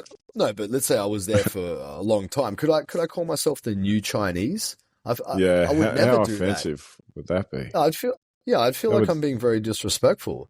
Yeah, that Like, you seems can- bad. You can assimilate into a culture and adopt it, but you're not that person. Like, there's more to being an ethnicity or a nation than just putting on the clothes and speaking a certain way. Mm. So I feel But like it does seem like something in this country. But we got this weird thing with New Zealand as well, where it's like, I was trying to think of it just now in terms of if a New Zealander's been here for 20, 30 years, of which I know many of them, and they go, oh, I'm sort of a new Australian. I'm okay with it. It's weird. It's a bit different. It's a bit like Canada, America. It's their thing. it's a bit different, but like, because For some reason it's different. I don't know why, but I'm just like, remember we talked about like the pub test? It just Right. passes the pub test for me. Yeah. Yeah.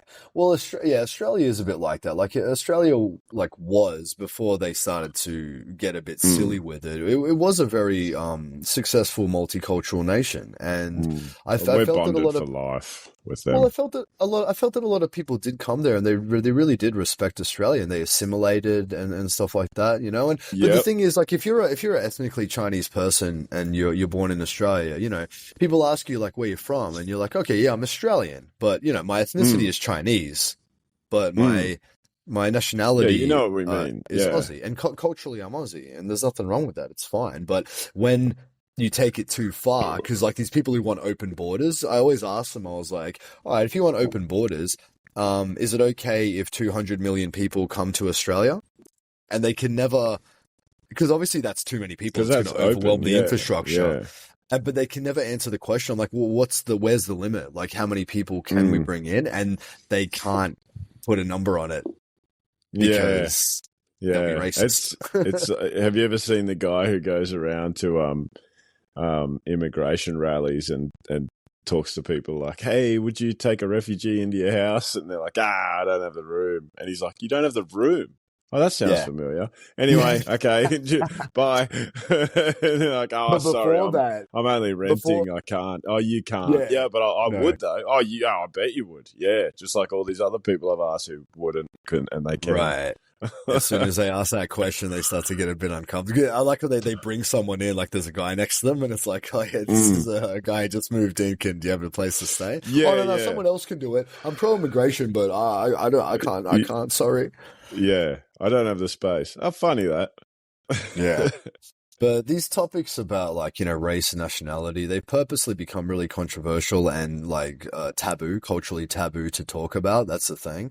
But if people know deep inside, even if they're scared to talk about it, and if you're ever questioning something that's happening and it feels wrong, and you also feel like you have to self-censor and you can't talk about it, I just tell people to reverse the roles.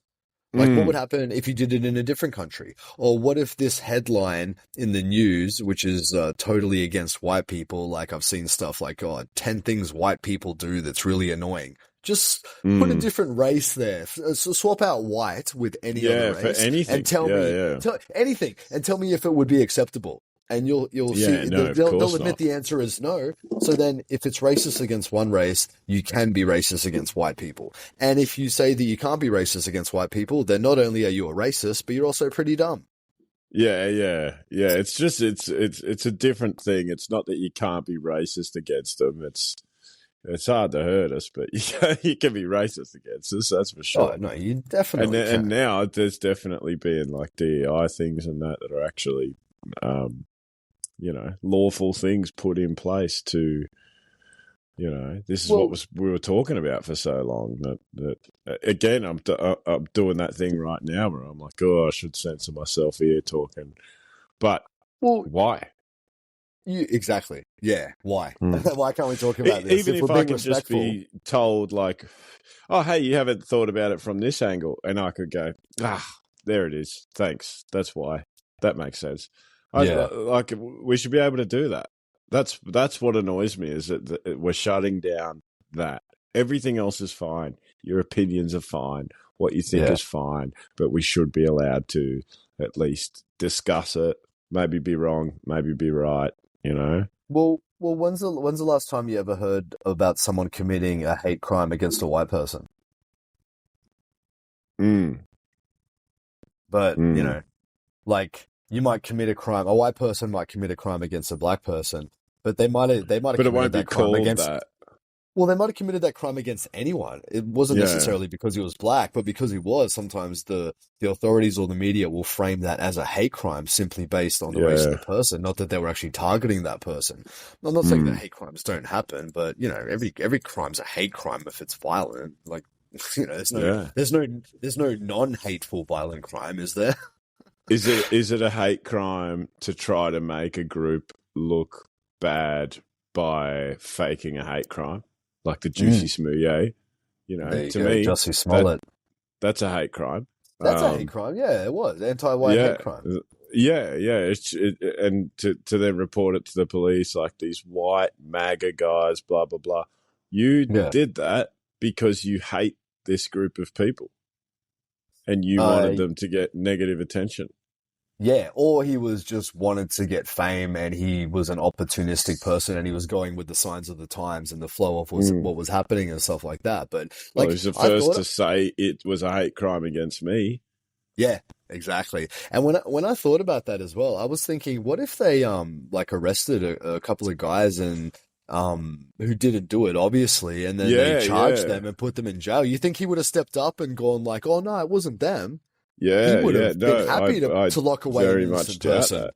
Yeah, if they were a MAGA guy, if they went around the corner and they did find a guy that happened to be wearing a MAGA hat at the time, and they were like, "No, it has to be you," based on the report and everything. You're going away for a long time, and he might have been a family man. Yeah, that could have ended horribly. And would Juicy have said anything? I doubt it.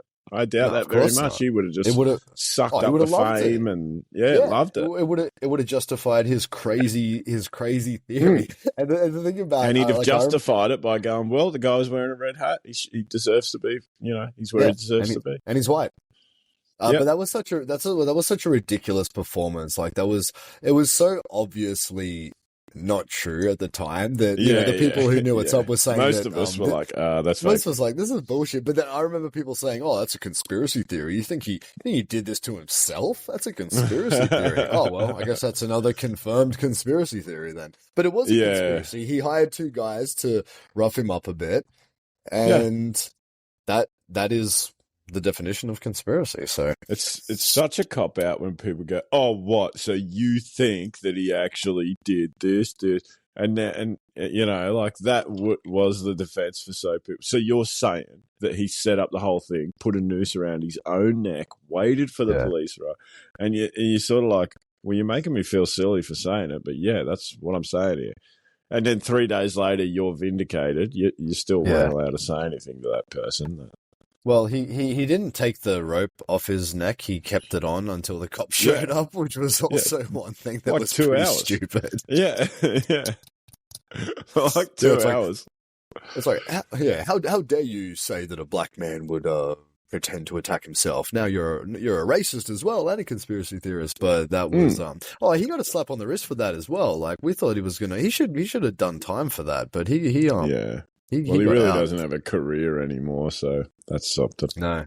But he He's did probably pumping achieve, gas somewhere. He did achieve fame. He wanted to be more in the way famous. that a serial killer does. Yeah, he did. Well, he wasn't expecting it to be like that, but he got his wish, So it's like, be careful what you wish for, sort of thing, because you might get it. Anyway, moving on. Spain doesn't have any electricity. I guess they're that worked for about one day. Yeah, they're cooking their paella in the dark over there. The whole of Spain was experienced a blackout, the whole country, and that even affected parts of Portugal and southern France. Wow. So, coincidentally, 1 week before the blackout, the Spanish grid operator Red Electrica boasted of reaching 100% renewables for the first time, meaning that its wind, solar, and hydro resources were delivering more electricity than needed to meet the local demand. Neck minute. 10 gigawatts of power gone. I don't know, where did all the 10 gigawatts go? In comparison, a nuclear power plant produces 1 gigawatt. So, we definitely had it there. We just something happened. Never mind. Yeah, where'd it go? We don't know. They said it was a rare. They said it was a rare atmospheric phenomenon was their first explanation, but I think they pulled that back. But some home batteries would have been good, which they don't have. So it's one of the farces of solar panels. They'll sell you solar panels for your house, but they don't tell you it doesn't actually hold the energy. It still goes to the grid, and the grid can't handle renewables because it's so intermittent. So it's very so it has to be kind of consistent, and that's where coal and natural gas and nuclear is good for the grid. But so we don't know that was the cause, but we can get Elon on the phone. Put two and two together there. Get him on it. Get Elon on it. He'll sort it out for you. It's the whole green energy thing. There you go. So, but Canada actually has been, for the past 5 years, fighting for this carbon tax. And basically 5 years, what they were going to offset with this carbon tax, will equal 37 hours of China emissions. Oh, yes. All right. Well, that's what you have to do, man. I know. Look, hey, 37 hours at a time. We're going to tax people into oblivion and fuck them. And meanwhile, for those 37 hours, China's still pumping out 37 hours worth of shit. So it's like, and then Canadian companies who were going to be affected by the carbon tax, what they would just do is move their operations over to China. Or over to Brazil, or over to different countries. So it's we'll just not have really you pump our emissions for us, and then pat ourselves on the back for what a great job we're doing. Yeah, exactly. Let's virtue signal in the Western countries saying we're doing much, which has never even been scientifically proven. That man-made carbon dioxide, which is a very minuscule amount of not only the atmospheric natural carbon dioxide, but also the other greenhouse gases, which 97% of that is water vapor. Which we can't even do anything about. Oh, yeah, cow farts. Yeah, cow farts are warming the planet. How dare you? Well, cow farts are hitting the planet, but you know what? They don't talk about people's pets, which are also equal, or horses. Why don't they say they want to kill all the horses or get rid of all people's pets? Well, because they don't. we eat cows. Exactly. They don't want us to eat beef and have good protein, or there's an egg shortage now because we have to kill all the chickens. And listen, you guys kill all my cows, I'll eat your fucking horses. Don't do it. No, don't even try it. I think you should eat the bugs. You should eat the bugs, you shall be happy. Eat bugs, be a slave. I forget who it was, but one guy who went to Davos. You know that green climate change conference where everyone flies in on their private jets, and they can't even land in Davos, so they land at a different airport, then they take another plane to Davos. So the hypocrisy there is off the chain. But there's one guy who it's difficult for the public to get there. But there's one guy who went there for to interview people, and he met someone who was handing out like snacks. And the guy was very candid, and he said that the snacks contained insect or bug protein, but it wasn't actually listed on the label. They have a very deceptive way of labeling things, like, you know, natural flavors, numbers, and natural this and blah blah blah. But anyway, in Australia, they want to shut down all of our coal-fired plants because that's destroying the global economy and climate. Now, while we have, I think, 11 coal-fired plants that they plan to shut down. Meanwhile, China has over 1,100, and they're building more. Even Hungary has over 800. Yeah. So Hungary has over 800, USA has over 400, but Australia is not allowed to have cheap, reliable, and efficient energy because we're bad. Yeah, that's bad. Yeah, you're not allowed to have no, don't even talk like that. Beautiful coal, cheap, reliable coal. We're gonna drill, baby, drill. Yeah, well, I hope Aussies are enjoying paying the increasingly high energy bills, because that looks like it's going to keep increasing if these green agendas keep going forward. But hopefully, what happened in Spain is a wake up call. I know that electric vehicle sales are down, and I think people are starting to wise up to the bullshit that is anthropogenic global warming. It's not actually climate change. Climate change, like global warming, is a politically loaded term because the climate always changes. So when you say, so if you're a climate change denier, well, how can you deny that the climate changes? Are you crazy? Right. Well, no, I'm not denying the climate changes. I'm denying that anthropogenic global warming is having a significant effect on global temperatures, which is what the conversation should actually be. So that's another clue that this whole debate is manipulated and not above board. Now, recent remarks by a U.S. White House official, very interesting, has suggested that the U.S. technology is capable of manipulating space and time. Yeah, I heard this, and I wondered how much we should be reading into that, but it was a very interesting comment. Very, very interesting.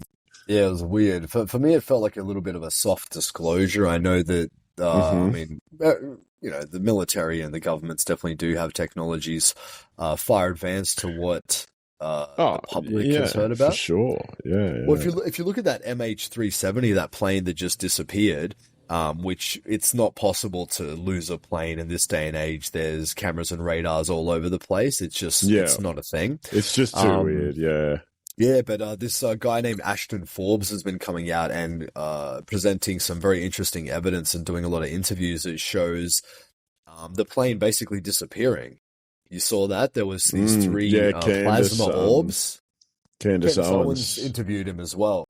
Yeah. Yeah, so if you look at the video, there's three orbs circling the front of the plane, and then when you slow it down, what actually happens is that it looks like a wormhole opens and the plane enters and then disappears. And I mean, that's science fiction shit, but that's what happened. Yeah. So I mean, I've seen this show before. Those people are going to show up again in another 10 years all of a sudden, and they're going to have superpowers and shit. Yeah.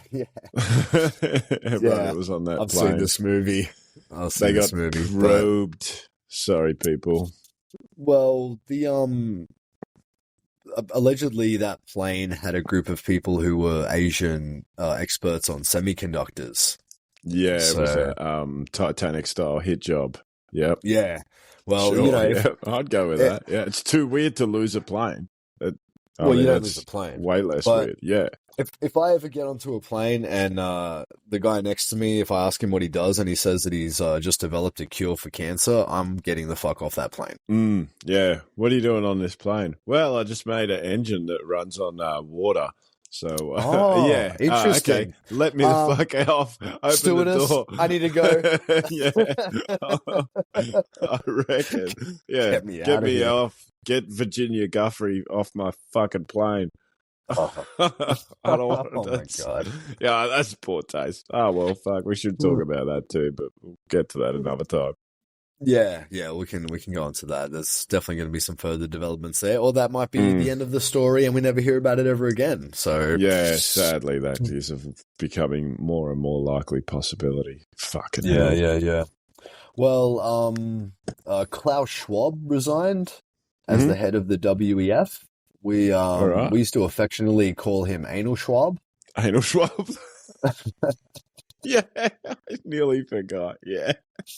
Good old Anal Schwab. Remember when he came out wearing like that suit, that outfit that made him look like a bad guy in a villain in the movie, and with that accent and voice? I'm like, like is this real villain. life? Yeah. Hectic Bond villain. What are they doing? And that actually weird guy. Very weird guy, the old Anal Schwab. And that actually reminded me of the fucking... You remember the COVID anal swab testing that they did briefly when they were testing Chinese people one, in China, yeah. So the foreign visitors were upset because if 5 people on a plane tested positive for COVID back then, that they were conducting anal swab tests, and they were putting a cotton swab a couple of inches into the butthole and then gently rotating it out, which is a service I usually have to pay extra for. Yeah, but, yeah. All right, everybody Tokyo back here. 5 people on the plane have a collar. Yeah. Everybody back here, take it down your underwear. Sorry, so weird. Tokyo was complaining that their Japanese travelers it was causing great psychological pain, and at the time, South Korean visitors said that they could submit stool samples instead of the Chinese authorities taking them directly. Yeah, that was weird. That's the move. 5 people have a cover. I bring a sample with me just in case. Here, got your own stool sample. Here's one I prepared earlier. Just hand over. I knew this would happen. But yeah, really, really weird one. Okay, well now, I guess we can talk Australian news. We just had a federal election. How'd that go? Yeah, about as exactly as you would imagine. It went Labor again, Albanese again. He ran a very effective campaign of staying out of his own way. Yeah, getting everybody scared that they're just going to be taxed into oblivion like what he's been doing and is going to do, and drive our prices through the roof. Our house prices are fucking insane. Our wages go nowhere, and we've just re-elected him. But in saying that, well, I have to say, sadly, in this country, I don't think $5,000 a year. There wasn't much of an alternative anyway. Well, no, like the Labor and the Liberal Party, like to say, what is it? Two wings of the same bird, but I prefer 2 arse cheeks of the same anus. It really is. So yeah, they're shitting out the same fucking bollocks. Yeah, it's really quite sad. Same shit. It's not a shock at all. We knew this was going to happen a few weeks ago. As soon as Dutton backflipped on his work from home thing, he could have handled that a lot differently. He said a lot of bureaucrats are going to have to come back into the office. We don't like how many of them are working at home. And then straight away backflipped. Oh, we've heard you. We know. So we're going to let everybody just continue work. Like, at least have the courage of your convictions and say, look, maybe there are going to be some extenuating circumstances. We might be a little bit more lax, but this is the direction we're going. We're going to be looking into everything case by case, blah, blah, blah. There was no reason to completely backflip on that. So overall, a little disappointing. Yeah, like I said, Dutton's backflip there. There was no reason for that. And we're really not going to find out, man, for a couple of weeks, sadly, until our next, well, certainly on this show, we're not going to find out until the next monthly show how the freedom parties went, like the Libertarian Party, Senator Rennick, things like that. People that certainly I had high up on my list. But I am excited. I think there could be at least a seat here or there. It's nothing major's going to happen, but it's just the beginning of momentum, you know? Well, I feel like if Australians actually knew how to vote and understood the system, which is purposefully made boring and confusing, and you know, if there was no electoral fuckery, which I think there is Makes personally, it impossible. I think if there was none of that, then we would actually be able to make ground and make headway. But that's not what the uni party wants. So No, they it's want a to long way retain away power. with this, yeah. Yeah, that's going to take a long time, and unfortunately, Australian politics is boring and annoying. And when you vote, it's really confusing. In the preferential system, they've worked out a way to funnel all the votes to themselves, to the two major parties, the Labor and the Liberal. In Australia, Labor is left wing and Liberal is right, even though they're not really right at all. They're more As just confusing as that is, yeah. They're supposedly the more conservative party of this country. They're only conservative on shit that doesn't matter. They want to fight over, like, welcome to countries and things that just really don't are non-bothersome and just purely divisive. Yeah, irrelevant wedge issues. Yeah. Just to carry on talking about those while they continue to be what was it? Two turds from the same arsehole or something. Well, two butt cheeks from the same ass. Yeah, sure, yeah. But Labor's won, so people can pay $5,000 more a year for the electricity bill, but at least they'll get $5,000 off their HEX debt. Yeah, those select Isn't that few great people. for the entire country? Yeah, exactly. Yeah, But I can't wait. in other good news, Victoria Police have lowered their entry test, the standards for their entry test. Now they're advertising for foreigners overseas to become Australian police, and I wonder why. Yeah, maybe it's because after COVID, nobody wants to be a fucking cop because especially of what in Victoria. they did. In Victoria, especially. Yeah. Well, what they were forced to do to their own citizens, and that's. I would really like to fire rubber bullets against peaceful protesters. That sounds like something that good, responsible law enforcement should be engaging in. Wouldn't you agree? Yeah, hospitalised 70-year-old women for being out on the street by themselves. Yeah, let's knock a woman over and mace her in the face with pepper spray, or let's choke someone for not wearing a mask. Yeah, they made an absolute disgrace of themselves. They were completely dictatorial, and they behaved like basically the guards at Auschwitz. So they all have to know what they are, and I'm sure a lot of them are like very regretful now.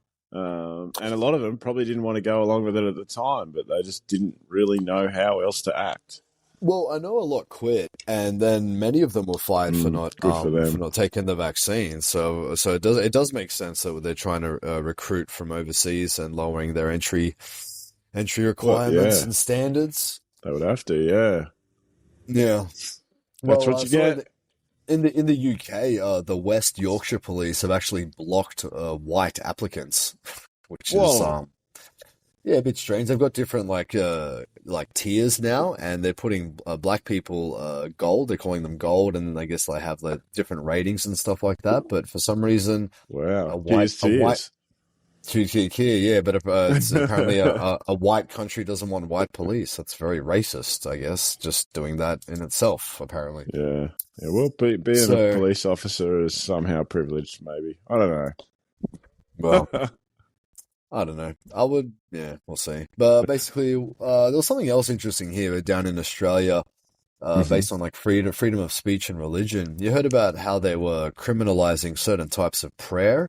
Mm. They did that in Victoria a while back, and now New South Wales have joined, and they basically made it illegal for people to pray for gender confused people. Hmm. Now, Or abortion. Yeah, yeah, well, the abortion yeah, a thing, few it things. happened a lot. People were getting arrested for standing on a street corner praying silently in thetheir heads. Somebody was, yeah, yeah, and Thought then asked crime. about it. He said I was praying, because many years ago, my partner had an abortion, and I feel really bad about it now. But it's what we had to do at the time. Blah blah blah. Well, that's how dare you? That's a hate crime to say that prayer in your head quietly. Well, it's literally a thought crime. Yeah, yeah, yeah, But yeah. Exactly. but Yeah. apparently, I heard that also, even if like you live in an apartment within a certain radius of an abortion clinic, then it's still illegal to pray for that reason in your own home. Which Right. strange one, but That is very weird. yeah. So And the how so does someone ask? Oh, it gets so murky, doesn't it? It's just well, all these things are yeah, murky, and it's like you said, it's just obvious. If you just think about it for a second, you'll realize no, that's actually ridiculous. People are allowed to say what prayers they want to say privately, yeah, and you blah blah can't blah. enforce it. It's just You a shouldn't be scare able to tactic. enforce something like that, mind you. Nearly 4,000 people were done for posts. Who knows about what if they get them to admit what they were praying about? Who knows what they're going to do to these poor people? Yeah.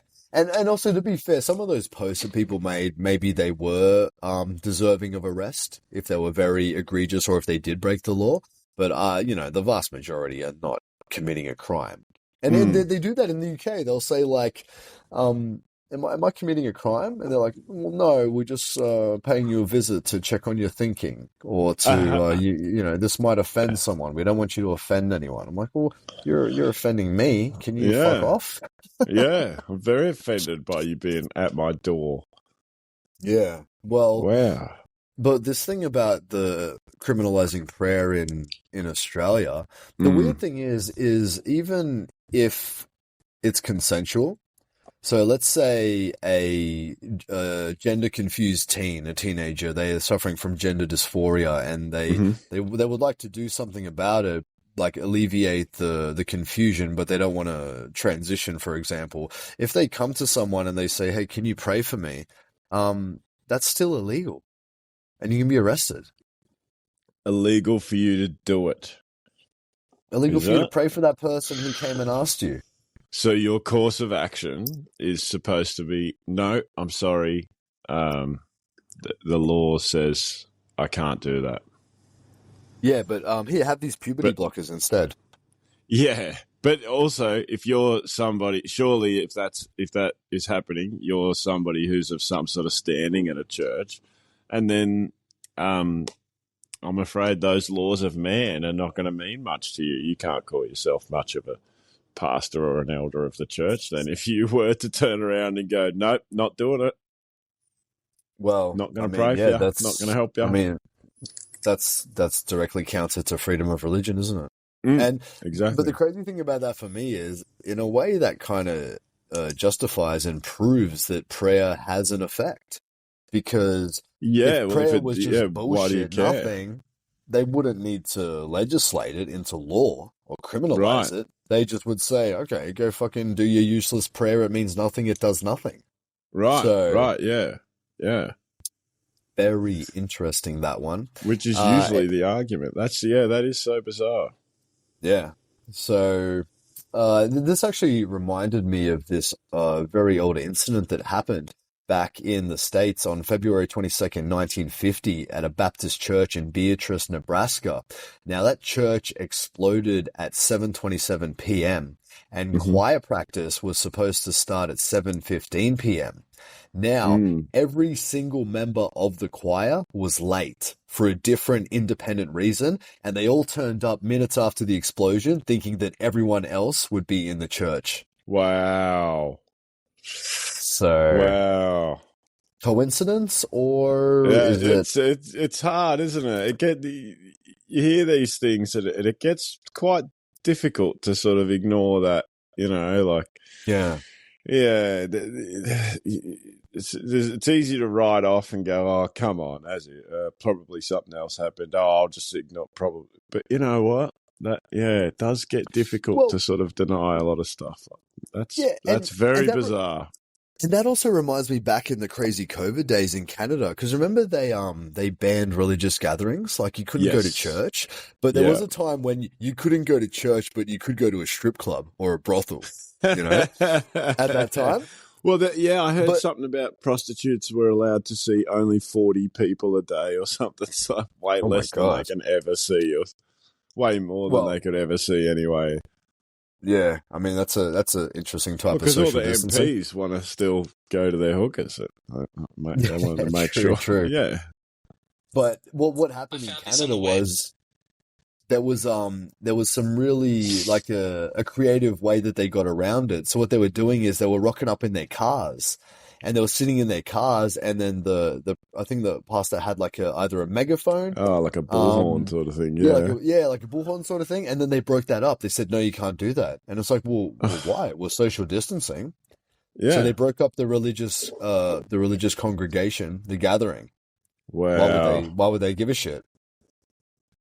Yeah, it just doesn't make any sense, right? It's like busting up the guy fishing on his own. Hmm. Two cops going, just get all up in his space and go, you're fishing by yourself, you fucking dickhead, you got to kill man. And Yeah. this poor guy's like, what? I'm Yeah. just standing on a beach by myself. What am I taking away Nan's fish? Was she going to catch this fish? Like, Exactly. where's the logic in that? I wasn't going to give it to her anyway. God, Yeah. yeah. So There's probably no bait yeah, on there. He's probably just standing like it was locked out, just bored. there was just so many incidents like that during the COVID period, which was so obviously exposed the ridiculousness of it, to the Yeah. point that I'm still surprised that anyone still believes all that stuff. Yeah. Well, there's that you hangers on and you sort of, there was a lot of people who went so far with it. I think that even now they're just blocking out anything that sort of reveals that, we were right all this time, and they Well, hate it and they just can't accept it and they just will not accept it. well, Yeah. I think I think the trauma of the government lying to them and manipulating them so blatantly is just too much for them to handle. So it's almost like a defense Mm. mechanism, and then like a form of Stockholm syndrome as well. Yeah. We'll look at the latest election. This country's definitely got Stockholm syndrome. Yeah, unfortunately. But, I think things will change, but unfortunately, I think that things have to get like pretty bad.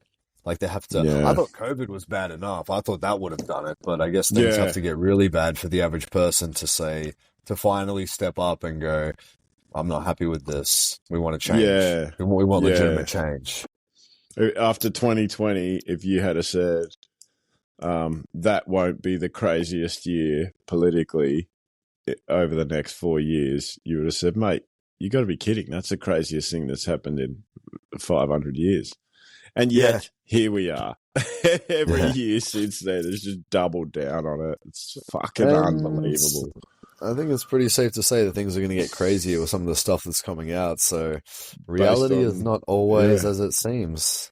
And I find it interesting. It's very scary for most people, Scary. but yeah, Scary. I For someone with I a like, family who is watching the anti-family agenda all around me, it's a scary thing. It's yeah, but I like the truth. I mean, there was one of my favorite of course, quotes. My favorite quote is, "The truth shall set you free, but first it will piss you off." yeah. I like that one. Yeah, it's the old facts don't care about feelings. It's very true. Sometimes it hurts, but that's once you can get past that and you can become a person who can go, hey, you know what? You just presented me with new evidence, and now I have a different point of view on that. Once you can do that, you will grow and you will end up libertarian, you will end up Maybe. somewhere around here. Yeah, at least It's to some inevitable. extent. But yeah, no, Yeah. you're right. Facts don't care about your feelings, unless you're criticizing Israel. Ben Shapiro. Yeah, well, then you have to have been. And if you've Oh, never you've been, never been? if you haven't at least paid the courtesy of Courtesy of visiting the going place you and getting talk blown about. up. You need to blow your arm off and then you can talk. But until then, you've never been. You've never been dogged walk by the IDF around. Oh, God. Yeah, well, very good.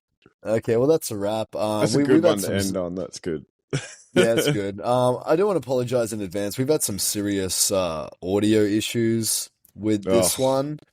So if there's The any second hour random, is our second time doing it, by the way. So if it's if it so seems if a there's little any lax, we random apologize. jumps or erratic changes in conversation, which I mean is basically what happens in our podcast anyway. Yeah, But, yeah, of course. I'll try to make it as smooth as possible. We do apologize for that, but thank you very much for tuning in and listening. We've got the NRL sports podcast coming back next week, and we've got the monthly one coming this week. Yep, we've got the monthly one coming. Hopefully, it'll be on time. Now that I've settled into my new abode, was very busy during the end of that month. At an undisclosed location. Undisclosed, yeah, of course. Oh yeah. By the way, there is we were doing this in different countries as well, so there's a bit of a delay. That's why sometimes we kind of cut each other. No, well, yeah, eventually, but at the moment, like you can probably hear sometimes there's a bit of a delay, so we apologize for any cutting each other off or interjecting and stuff like that. It's not as smooth as it would be if we were face to face, sitting in front of each other. But one day soon we shall do that, I believe. Anything else, Ace? Nah, I'm good. That was something else. I'd also like to extend my apologies for any audio issues. I'm sure, Perso, you'll clean it up as best you can, but yeah, wish me luck with that. Yeah, good luck, man. And I'm looking forward to. We will record that NRL pod this week. We'll catch up on the previous week that we missed, and we're going to wrap up Magic Round. So that's very exciting. Yeah. Oh, you've got some good news then, bad news then, good news then, bad news rather. Yeah, it's because we've got the extra week to wrap up, and I've got a bit of a story about why I'm laid up on the couch for a couple of days. Okay, that should be a good one. Yeah, sports related, similar to Carney's run. Oh yeah, okay, cool. Yeah, can't wait to hear that. All right, cool. Let's get out of here. Cool. Thanks again. I'll talk to you soon. Thanks, everybody. Bye. Peace.